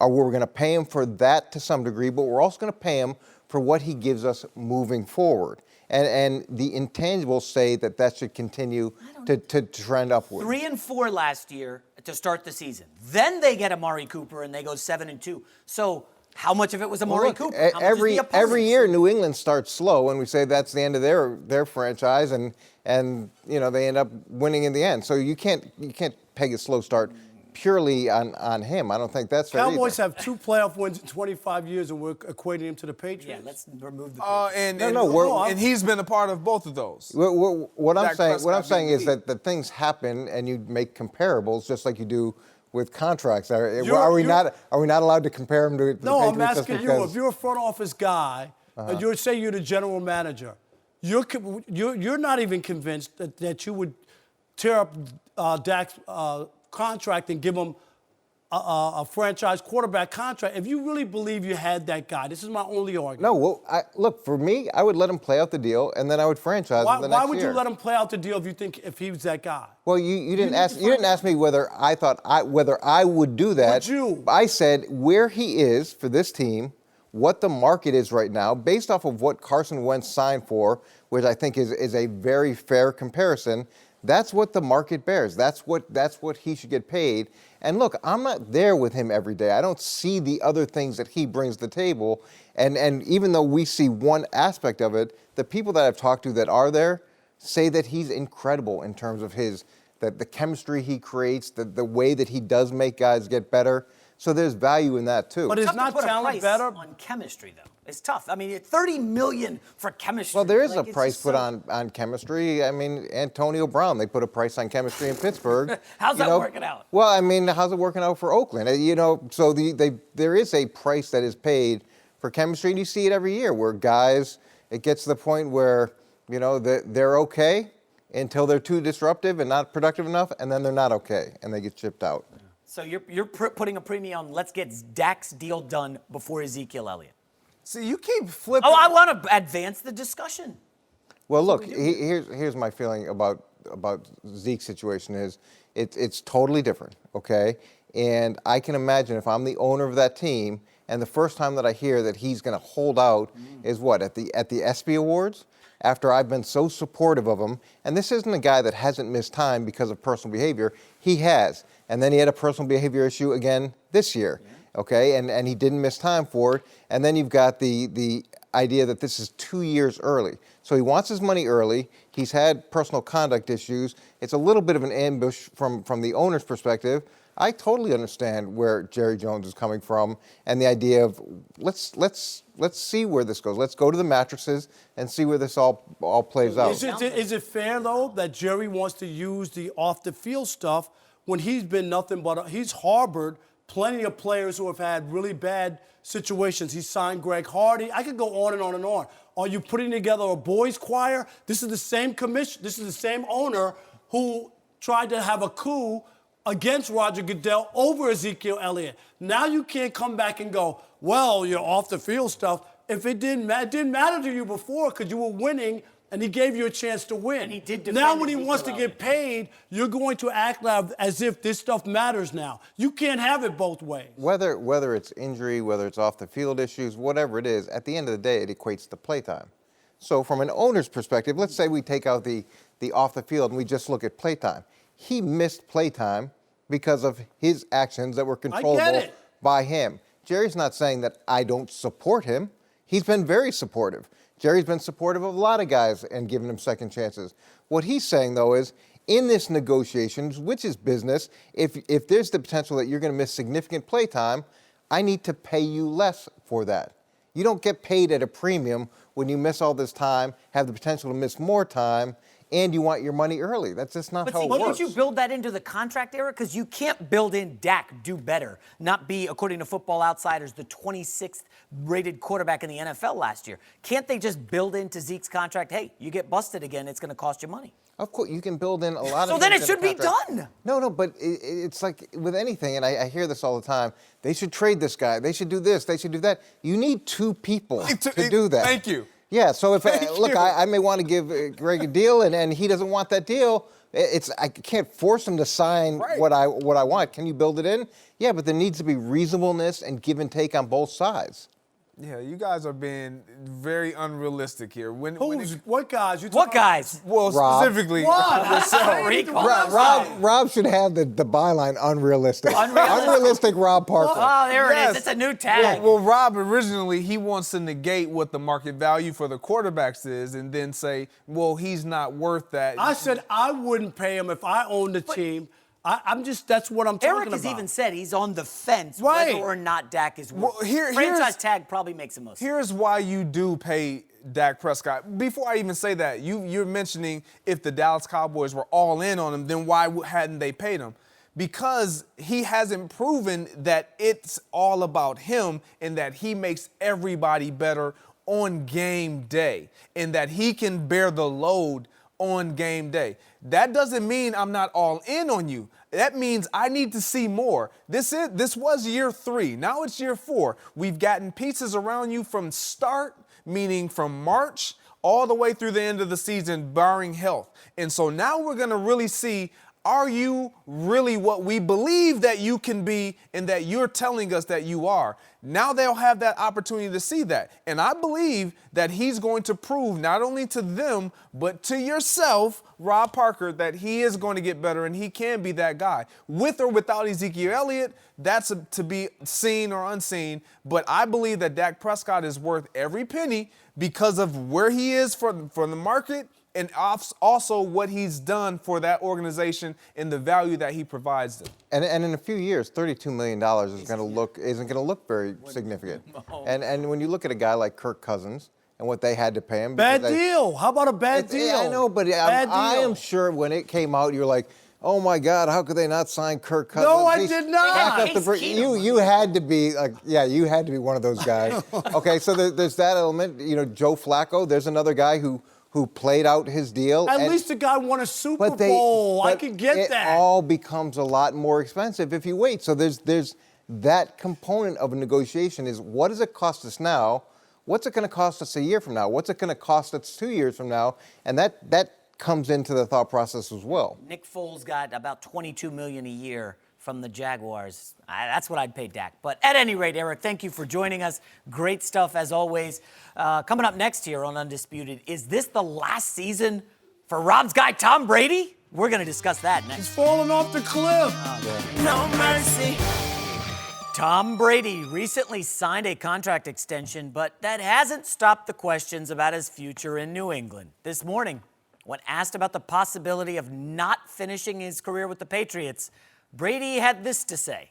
You control the things that you can control, and things that are out of your control, you know, you just got to go with the flow. And, you know, I think I'm in a great mental place, great mental, emotional place to approach the season. This isn't the first time around. There's no point in worrying about things like that because there's so many what ifs and hypotheticals and this and that and this and that.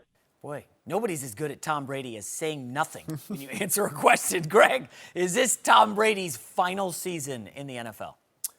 No, I don't believe it is. Ooh. I really don't believe it is, despite what's out there about his home being on the market and all of that. Oh, is his house up for sale?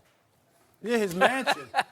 Despite all of that, I just believe when I listen to a Tom Brady, I hear a guy who every single offseason, regardless of the outcome of the previous season, finds something to make him go even harder. I recall them in the Super Bowl in Houston against the Atlanta Falcons a few years back. Last time I saw him in person on the field. And it was something about him that just blew me away. He runs out on the field and he's screaming and yelling, "Let's go."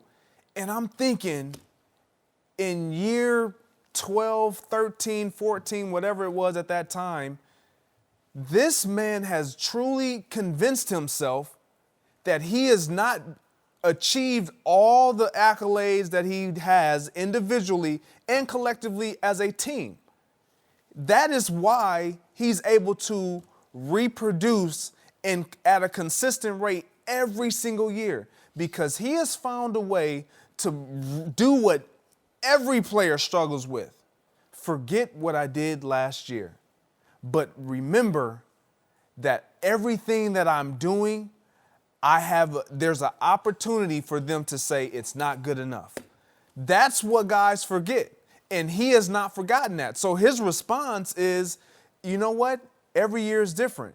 You know, you have to be ready to roll with the punches. Like, he gets the way this National Football League works, but he also knows how special he is. And nobody is willing to go to the extent and the lengths that he is willing to go to, which is why he continues to be as great as he is, as old as he is. And he's defying odds because mentally there is no odd. There is no age barrier for him mentally. It's like, I'm getting smarter. I'm doing more with my body. I'm taking advantage of my age because I know more what I didn't know when I was younger. So in his mind, as long as I'm not getting hit, as long as I can still throw the ball to my receivers and get them open and put the ball where it needs to go, occasionally have a bad throw that Rob's probably going to mention. You already know I'm going to mention it because they come more often than not. How do they come more often than not when we see the greatness that he provides? You're going to allude to games in increments. This is what you do. So I'm going to let you go and say that. But before he goes, let me say one thing. I just looked. This is an incredible stat. The Patriots have been to 3 straight Super Bowls. Rob Parker, go for it. I get that, but it's all about Tom Brady. And what people, when they look through these glasses at Tom Brady, his whole persona and how great he is, when you talk about that in the glowing terms, you just gloss over that he threw a game-losing interception in the AFC Championship game that somehow was called back because of offsides. You also looked at, in the second half of the season, the last 8 games, his completion percentage, 63% down from earlier in the first half of the season. He only had 9 touchdowns, 4 interceptions, passer rating of a 91.6. In the Super Bowl, he had no touchdowns, an interception, a fumble. He threw for 262, I'll give you that. But he wasn't great. If they don't win it, it was 13-3. If they don't win that game, the last time a guy put up these same numbers in the Super Bowl, right?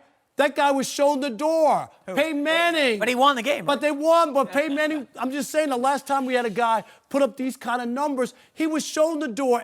Father Time is undefeated. And I know people want to keep acting as if Tom Brady, he defies the odds. If they don't win that Super Bowl 13-3 without Tom Brady's help, they don't win that game, people will look at Tom Brady totally different. Winning glosses over everything. That's why Tom Brady's able to continue to go on. Nobody ever ever brings up the 10 years he didn't win a Super Bowl. Do you know that they went 10 years without winning? Do you remember that, Greg? I do. But a lot of people don't. Not without winning, okay? He was in the playoffs every single year. They didn't win the Super Bowl is what I'm trying to say. So now it is Tom Brady has to win the Super Bowl every year. I'm just...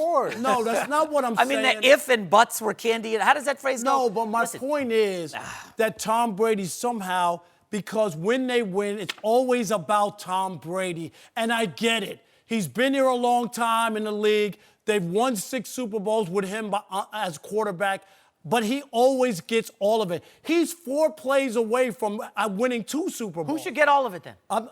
But Bill Belichick should probably get all of it. He gets a lot. He's the greatest coach in NFL history. Even more than Tom Brady. All I'm saying is, look at the numbers and what. There was a game in Pittsburgh this past year where Tom Brady tried to throw the ball out of bounds and couldn't even muster enough strength to throw it out of bounds. It was intercepted. And I think the DB got it with a butterfly net because that's how Tom Brady that's how had the a ball bad went game. out. I will back up Rob with some stuff here. So if you look at the advanced stats, a lot of his numbers last year were the worst he's had in 4 or 5 years. But I want to add this. They're becoming a run-heavy team. Well, for good reason. Because he's 42, and there's nothing wrong with that. But that leads to the question, is this his final season, and can they run for 3 years with Sony Michel, really good offensive line, 4 of the 5 guys are back? Can they just continue that for 3 years? I actually am on Rob's side here, Greg. I believe this will be his final year. Gronk is gone. You know, all his boys are pretty much leaving. Edelman's the one guy he's tight with that's still there.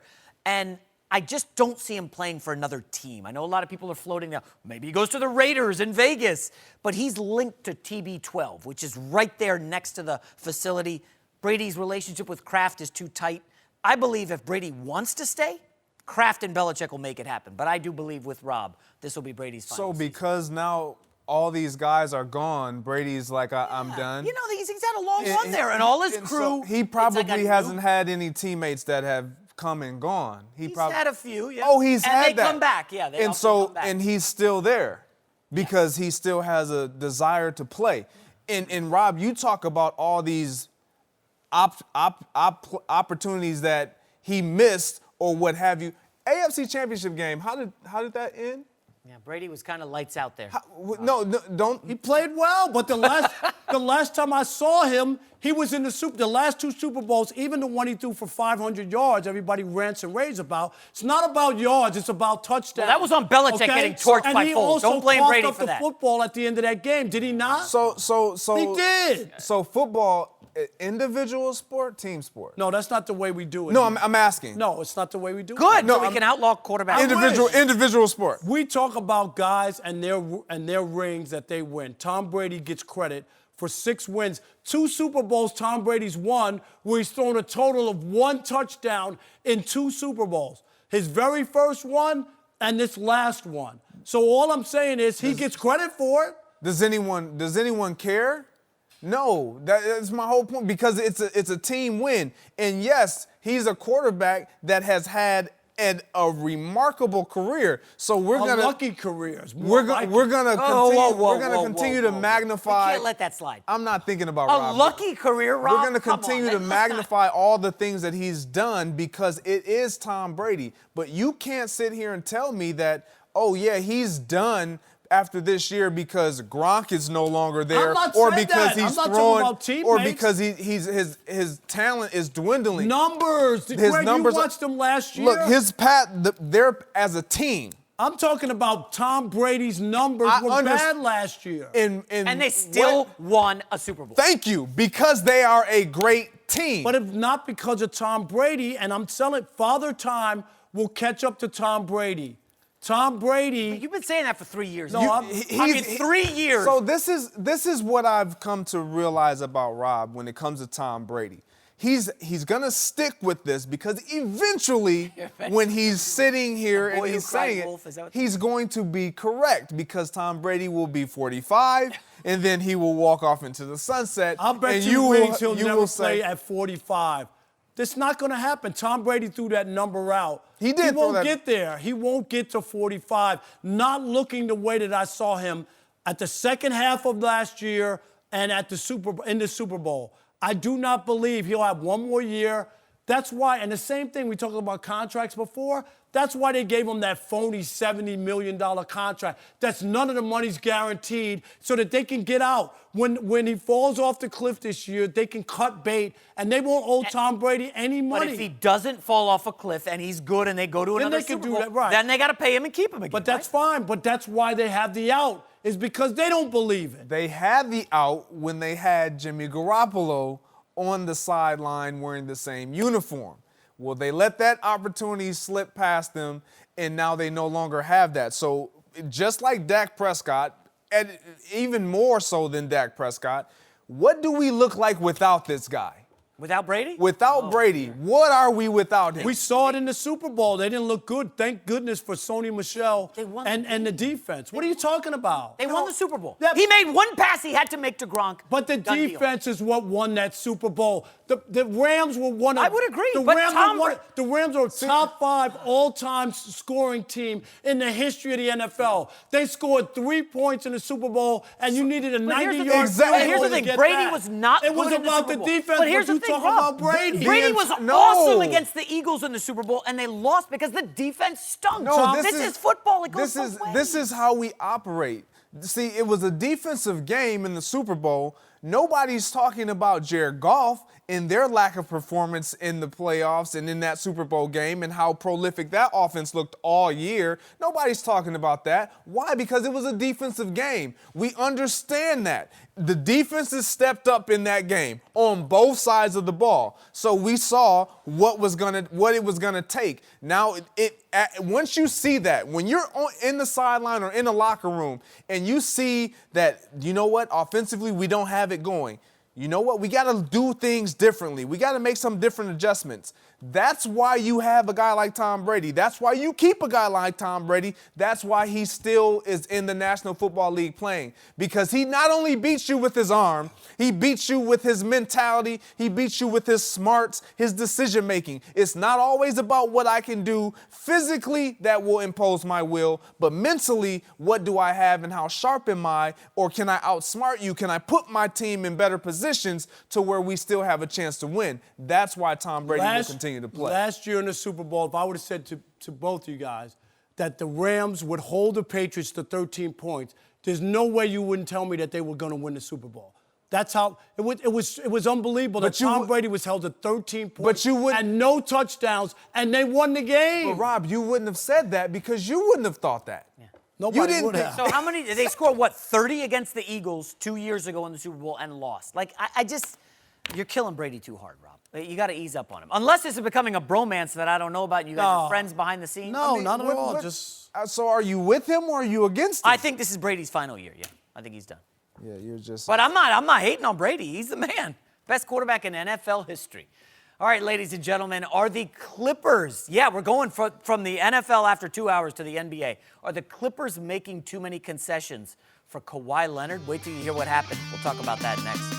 No mercy. The LA Clippers, Los Angeles' other basketball team, they're reportedly hiring Kawhi Leonard's longtime buddy Jeremy Castleberry as an assistant coach. Castleberry played high school and at San Diego State with Kawhi. He's also worked for the Spurs and the Raptors. Rob, I got to ask you, are the Clippers bending over backward? Too many concessions for Kawhi Leonard? Not at all. This is done all the time in sports. We've seen it. We've even seen it on the college level. Danny Manning's father was put on the bench with Larry Brown at Kansas when Danny Manning played there. We've seen this before, and this guy's already been there. He's been a part of a couple of organizations. Even if the Spurs, you know their organization and winning history, right? So this isn't just like some poor, also-ran Clippers franchise who are just bending over doing stuff that's never been done before. And he was with Toronto as well, Castleberry. So I don't have a problem with this. The Clippers are all the way in.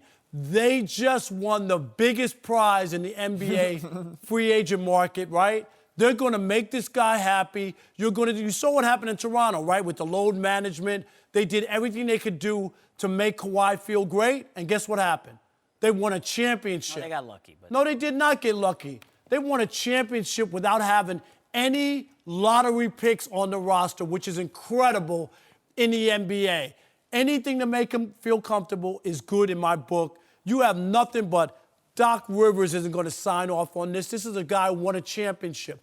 Jerry West, the logo. These aren't also-rans or nobodies in the NBA. These are guys who have been around. And if they respect Kawhi Leonard as a basketball player and he says he needs this guy with him, trust me, they've checked him out. They feel confident and comfortable with it. I have no problem. I do have a problem with it simply because once you start doing this, it's like the LeBron James effect. Everyone feels like, I'm a superstar. I'm going to bring my guys in. This is just how it's going to be moving forward. And you can't set that type of precedent. Number one, Kawhi Leonard, he's playing back home. That's enough in and of itself for him to be all in with the Clippers, period.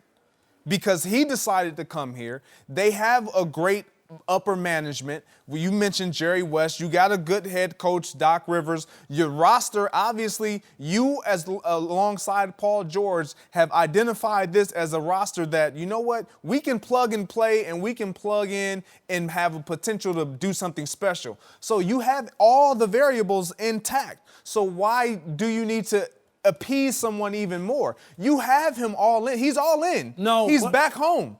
He's back home. That is enough incentive right there for him to stay. And if we win, he's in. We don't have to start to do all. So you're telling me you would have told if you were with the Clippers and Kawhi Leonard said, "Hey, Greg, I need to bring this guy in." You would have said, "No, we can't do that." Is that what you're saying? I'm not saying I would have said no, but I would have vetted, which I'm sure they did. Yeah, of course. I would have vetted him out, sifted everything out, and then made a decision that was based on the benefits of our organization, not just a player. Greg, you're crazy. No. I do not believe in any way as an executive you would turn down a guy who's already been in this position with two other franchises, places that he both won championships, and Kawhi Leonard has a chance to be the first player to win a championship with three different franchises, and this is what works for him. It worked in San Antonio with Pop, of all coaches who agreed to this, right?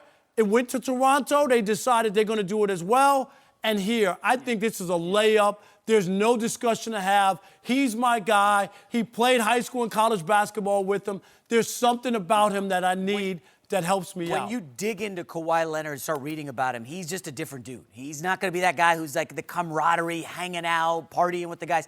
He's kind of off to himself, and he needs that comfort level of having his boy, and that's why the Spurs, as you said, Pop brought him in. We did a fun episode on the Cowherd Show, dating game, and I actually said the Lakers should reach out to Castleberry and say, bro, wait, we're bringing you in. Come on in. We'll put you on staff if Kawhi comes here. I think any team that would have signed him would have. Miami Heat, Charlotte Hornets, bring him on the coaching staff, put him in the second level. He can carry Kawhi's jockstrap. Greg, your for all point that is matters. well taken about most players don't get that clout. But this is an extra. This is Kawhi Leonard. Right.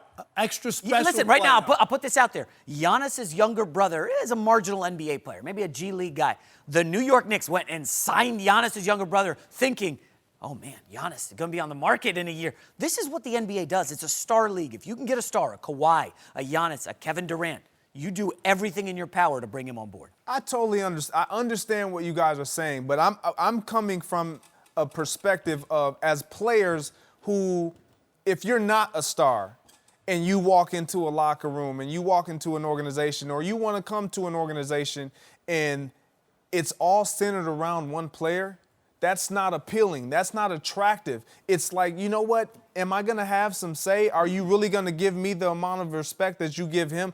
I get it. It's Kawhi Leonard. He deserves it. He's earned it. And he's a peculiar guy. Totally understand all of those things. But everyone could say, you know what? I need my guy. If Kyrie could say that going to the Nets. The Nets are desperate. They'll do it. That's the point. If you really are desperate enough, and this is why a team like the Clippers would say yes, because they haven't won. So we want to make sure we're doing any and everything possible to appease you, to make you comfortable. But I'm saying you don't have to do that because he's home. Yeah, no, I disagree. Remember the stories about LeBron? You remember LeBron's guys, Rich Paul, early in Cleveland, were like riding the team plane, and then LeBron goes to Miami. Pat Riley snuffs that out quick. He's like, whoa, I've won with the Lakers. We're not going to let some of that stuff fly here. Pat Riley had won. Steve Ballmer, he's never won anything. This No, guy's but desperate this is for a what, win with the Clippers. But this is the point I think that you're missing. They did it in San Antonio where they had won before Kawhi Leonard as well. And Pop is one of the all-time coaches. So this is not, to me, if there would have been any pushback, it would have come from Pop, because it's a kid from San Diego State, right, who won the lottery pick. And for them to do that for him, Kawhi there, makes a lot of sense to me, that they're not bringing in his buddy from the block who doesn't play basketball. And do you know what I mean? This guy played basketball. He obviously adds something. He was a teammate in college. This is totally different. So I don't know how you can look at what Pop and the Spurs had done previously and not think, if you're Toronto, this is what they did. Of course, we're going to sign off on it. And the Clippers. This is not because the Clippers are the also-rans of the league and they're just bending over and doing whatever he says. They're following what has worked for this guy. All right, coming up next, back to the most heated discussion we had so far today, is Antonio Brown handling his helmet issue the right way. Former NFL head coach Jeff Fisher stops by. We're going to discuss that next. No mercy. Antonio Brown has gotten some flack for recently getting frostbite after not wearing the proper footwear during a cryotherapy session. AB has also been told by the NFL that he will no longer be allowed to wear his old helmet. At first, reports surfaced that AB threatened to retire if he was forced to change helmets. Now, according to The Athletic, Antonio and his legal team have threatened to hold the league liable if he were to suffer a head injury while wearing a new helmet. Raiders head coach John Gruden came to the Stars' defense, saying he supported AB and the helmet issue is a personal matter. We are now joined by former NFL coach Jeff Fisher. Oh boy, Jeff, fun topic right out of the gate. Yes. Despite what John Gruden said, do you think the Raiders actually regret bringing in Antonio Brown? Not at this point, no. Put yourself in the Raiders' shoes. I mean, you lost a couple really good players. You got to go out and get the best guy you can. You get the best guy, and now he's not there. So you have two complex issues right now, and they stand alone. One of those issues is enough to derail you in camp. So I'm talking about the foot issues and the cryotherapy. Now you got the helmet issue. So you got two issues that are potentially huge distractions. So Coach Gruden is still gathering information, I'm sure. Of course he's going to defend the player. Yeah. And he has no choice. But, let's just hope for their sake that in a couple of weeks he's back to doing what he was brought there to do, and that's catching passes. But in the meantime, he's not. So with each passing day, there's going to be more and more stuff that you're going to hear out of there. Has Antonio Brown, to me, is like has what they call in the TV business jumping the shark. There was the episode of Happy Days where Fonzie's in a leather jacket and he jumps over a shark. And what I mean by that is, every time he does something, no matter what, people go crazy about him. You know what I mean? Like a helmet is a personal thing. If you put on a helmet and how it feels to you, but people make it, see, you shouldn't have got him. Look at this guy's complaining.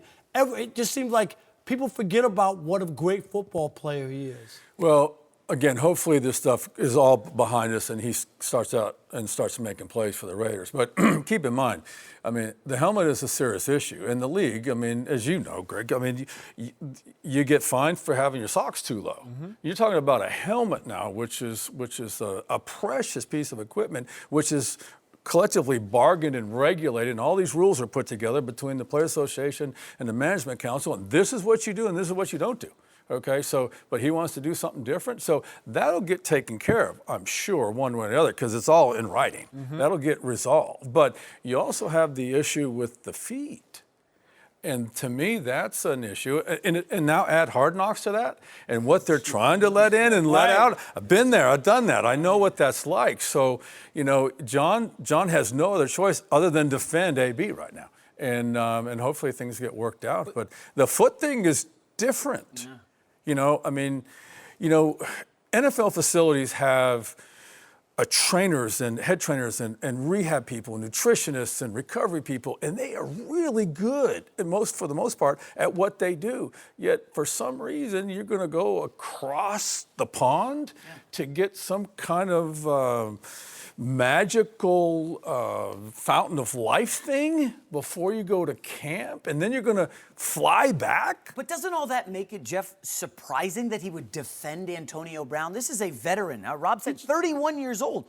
Why would you defend him and not just say, hey, we're going to keep it in the house? It's a new marriage. You're going to trash him. It's already off to an awful start. You can't trash him. You don't have to trash him, but Jeff, this is a guy. They just had 3 first-round picks, 3 guys coming out of college. And you're looking at this veteran here who's got frostbite on his feet, and now he's threatening to retire, allegedly, if he can't wear his helmet. It's like a 6-year-old stomping his feet in Walmart. I don't know AB personally. No. All I know about him is what I've seen, and he's special. Yeah.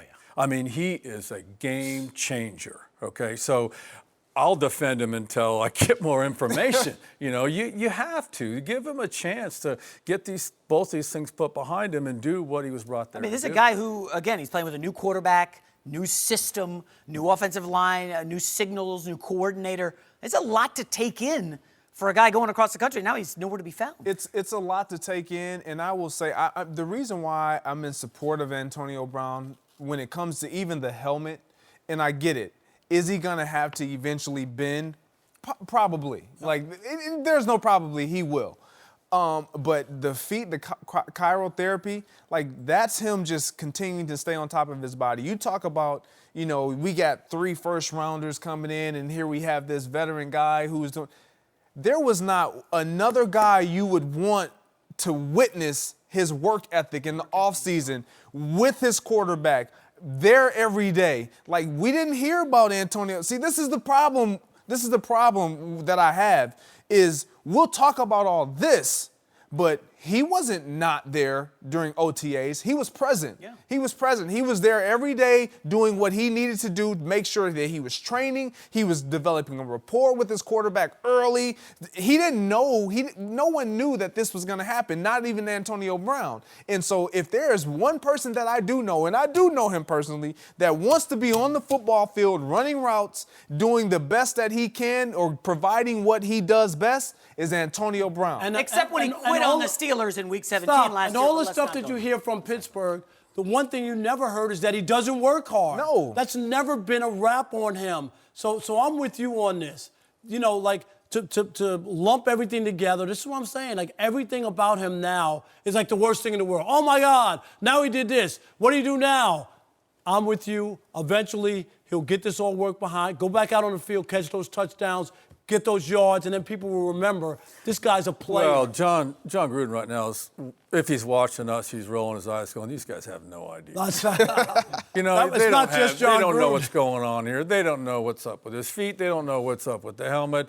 Let me tell you something. We'll prove him wrong. He's going to catch What a lot about the report, Jeff, from NFL Network's Mike Silver, who said that Antonio Brown was irking the staff in team meetings, liking photos on Instagram and checking his bank account? That came out. It was a report from a credible reporter. I mean, Antonio Brown, I know you guys want to defend him. He's a great talent. That's undeniable. He's a Hall of Famer.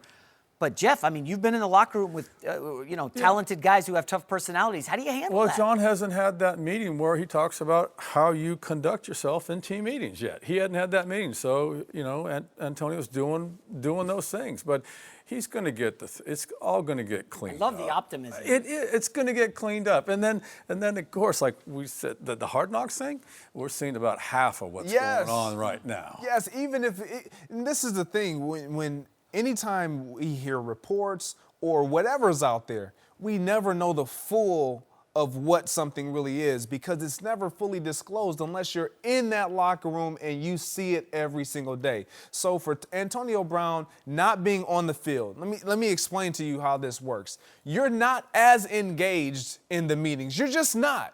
Because you're not going to be on the football field. Should you be? Yes. But are you? No, because I'm going to the treatment room.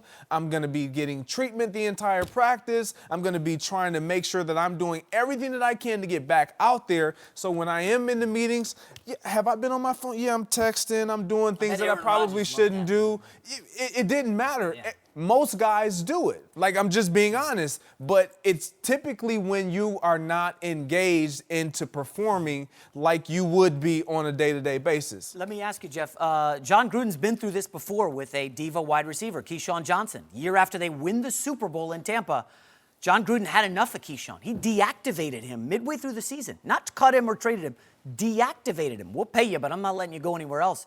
How do you think this becomes a situation with Antonio Brown? Are you optimistic that they're going to work things out? Again, I don't know the dynamics of their relationship, but you started the question with right after they won the Super Bowl. Right, exactly. Okay, so, they win the Super Bowl. I picked that up too. He's still not happy with Keyshawn was on that team. I saw that Super Bowl. Hey, we won the Super Bowl. I'll keep you. I don't need you. Right. You know, that's fine. But they're going to take this and turn this into a positive. They're going to circle the wagons, coach speak, turn it all into a positive. And it's like, Derek Carr and Coach Gruden and AB are going, all right, we'll show them.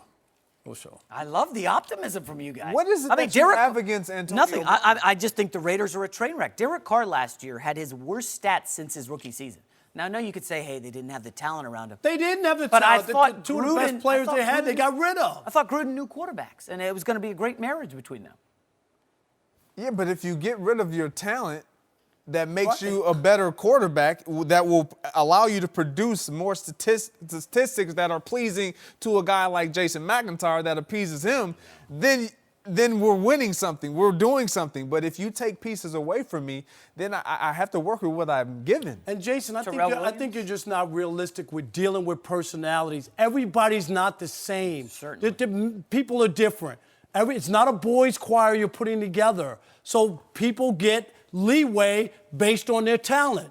If you're a third-string guy and you're in the training room with your phone or whatever and not paying attention, you're not going to be on the team. Yeah, we know that. Like, I'm going to tell you right now, as a player, as a guy who's played in this league and at a high level, I understand what it looks like for a head coach to operate differently with myself versus somebody who's not producing the way that I am. Now, what I could do is make the job easier for a Jeff Fisher if he's my head coach by just complying and doing everything that he's put out there. But every guy isn't like that. Am I right, Coach? Well, yeah. And so as a result, coaches treat everybody differently under the same set of rules. Yes. Everybody's different. But you stand up and say, hey, guys, this is why we do this, okay? And this is why we're going to do this. And I really appreciate if you leave your phones outside. Hey, let's put some baskets on the wall, and we'll keep you 15 minutes. And when that 15-minute bell hits, go out, check your phones, check it all out, do what you need to do, come back in, and we'll learn some more ball. You know, there's different philosophies there how to do it. But the other thing is, back to Derek Carr, his offense is not quarterback friendly in the first year. There's those play calls, some of those play calls are 14, 16, 18 words or characters or syllables. It takes some time. We'll just watch and see what he does this Raiders year. fans. All right, folks, coming up next, is Dak Prescott really worth $30 million? Yes, we'll talk about that next. No mercy. Cowboys had their preseason debut over the weekend, and Dak looked solid, going 4 for 4 in his only series. Still hasn't signed that contract extension, though, and The Athletic is reporting that Dak turned down an offer that would have paid him $30 million a year. That would have put Dak in the top 6 highest-paid quarterbacks based on average salary. He's currently set to make just over $2 million this season. Jeff, is it crazy if Dak actually turned down this deal? If he turns it down, if it was reported, it was this rumored that he turned down the deal. I think we got to be careful. You know, this deal, I mean, the Cowboys got their hands full right now with deals, okay? We know that. You're talking about Ezekiel and, next year with the linebacker and then, the receivers. And so they got a lot. They're doing a lot of things right now. In addition to getting the team ready to play, in addition to not knowing who's going to be available opening weekend. So, this is a deal that they're working on, and it'll get done. It needs to get done. Now, you take the one perspective. this guy's going from $2 million a year to $30. How could he not do that? Okay, if it's correctly reported, he wants to get in the top 5, is what we understand. Is he worth that? I don't know, but they'll get it worked out. But he's a good player. Have you seen him play? The kid play in person? He's impressive. But the only thing, Jeff, is if he is that franchise quarterback, they would have made a deal with him if they really believed that. I still think the jury's out. Even in Dallas, where they've had success, they've won 2 of the last 3 NFC East titles. But I don't believe it because everybody in this league wants a franchise quarterback. You have to have one to give yourself a chance to win. So if he was all that, I think they would have done it. And the reason that they haven't, even though I'm not sure about that number, because I'm with you. If I'm Dak Prescott, I'm all over it. I would cut my finger in the room and put an X on the paper. I'd do whatever I can if there was no pen around. Jeff, you called him good. Are you giving $30 million to a good quarterback or a great quarterback? I don't. You have to get past the amount. You have to get past the figure. The figure changes every year. Every year we go, oh my gosh, right? Every year, every position, like, wow. So get past that and let's get back to timing, okay? This is about Cowboy time. There's no, in that environment, in the Cowboy franchise and organization, there's NFL time, there's whatever time we all go by, and then there's Dallas Cowboy time, okay? They're going to do it on their time, in where their timing is and their sense of urgency. They'll get it done. They're better off getting it done now than they are waiting to see what he does this season. Yes. Because it'll be a problem. It will be a problem, and this is why I say you do pay Dak Prescott, and he is worth it because as you just ended, it will be a problem. Why will it be a problem? Because you continue to build your roster around him that will support what he does with Amari Cooper, Randall Cobb, Michael, and then if Ezekiel Elliott is healthy and he's on the field with all of those weapons and you get your starting center back, you're setting him up for the best season of his career. And he's 4 years in now. So he has 4 years of experience to where he knows what worked, what didn't work. Now I have weapons that I've started out with in OTAs and mini camp, all this time during March, all leading up to the first week of the season. Like, you have nowhere to go but up. But you've seen the Cowboys seen all the mediocre numbers and ratings like everybody else. They consider him a third tier. Most people in the NFL consider him a third tier quarterback. Is that the guy you're going to pay? You say, oh, everything's set up. What if he has a stinker? Yeah. What if he has a bad year and you've just soaked in all that money? Schedule. Yeah, I understand it. But you've been very well known to just put out different increments of sections of time and play. So that worked his last 8 games, how was Dak Prescott? Very good. Very, very, very good. So our last sample size of seeing what we saw with Dak Prescott, once he developed and got a number one, what we consider to be a number one receiver, he was special. He did things that we hadn't seen him do. And that's what we're looking at now, and that's what he's in hopes of, is look, now I have an actual receiving core and a Jason Witten that may not provide production, but he's there as a sounding board to make sure everything stays together. I think Dak Prescott is worth it, and he's going to have a great year. Let's also throw this into it. What about the running back? Okay, so what were you guys had the stats? If he had 20 touches or 25 carries, the Cowboys, since Zeke's arrival, were winning 80% of their games, something like that. Yeah. It's a big number. So it's a big number, right? Okay, so where's he right now? Yeah. All right, we'll so get to he's that. not there, and now so it's complicated. It's not as easy. It is. All right, guys, thanks for joining us. Jeff Fisher. Coming up next, Anthony Davis to the Knicks, but he hasn't even played a game with the Lakers yet. That's next. No mercy. Time for our final topic of the day.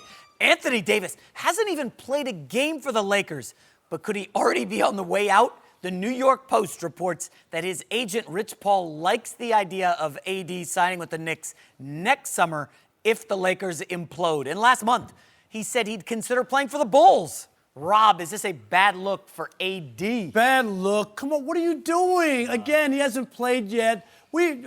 Stop talking about other teams. You know what? Just because they ask you a question, Greg, doesn't mean you have to answer it. Thanks. Yeah, I'm from Chicago. Yes. I like the pizza there. Yes, I love the pizza in New York. I love the subways. Well, you don't think he should be telling everybody he's going to go to the OKC Thunder or any other? No, this is a bad look simply because you haven't put on the uniform. Yeah. I get it. If the Lakers implode, that's a big if. That's a huge if. That's a huge if. But I just don't like when you are drawn to another team and you're talking about how excited you are, but then you're distracted by talking about all these other teams. Just stop it and just focus on what the task is. Anthony Davis is not going anywhere. He is no, I know, but it's just 100%. It's not not that bad of a look, though. Yes, it is. Yeah, it is because he hasn't played there yet.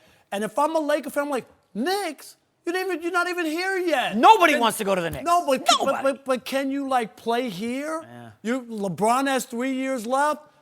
This is what you're talking about. You shouldn't be thinking. They got Kuzma. They got Kuzma. They got a lot. They got a squad. I don't think it's everything. Everybody has their own strategy of just in case. So I don't know that strategy, but if I am a teammate or if I'm organization, if I'm in the upper management, I'm like, look. Just focus on what we're trying to do. You're just coming in, develop a rapport, talk Laker, talk purple and gold. That'll be it for us. We hopefully will be back tomorrow morning at 9:30 Eastern. Of us. Coming up, Colin tells you why Zeke is just as bad. No mercy. Thanks for listening to the Undisputed Podcast. I'm Jenny Taft. Join us again at the same time tomorrow morning, 9:30 Eastern. We'll see you then. Fox Sports 1 of 1.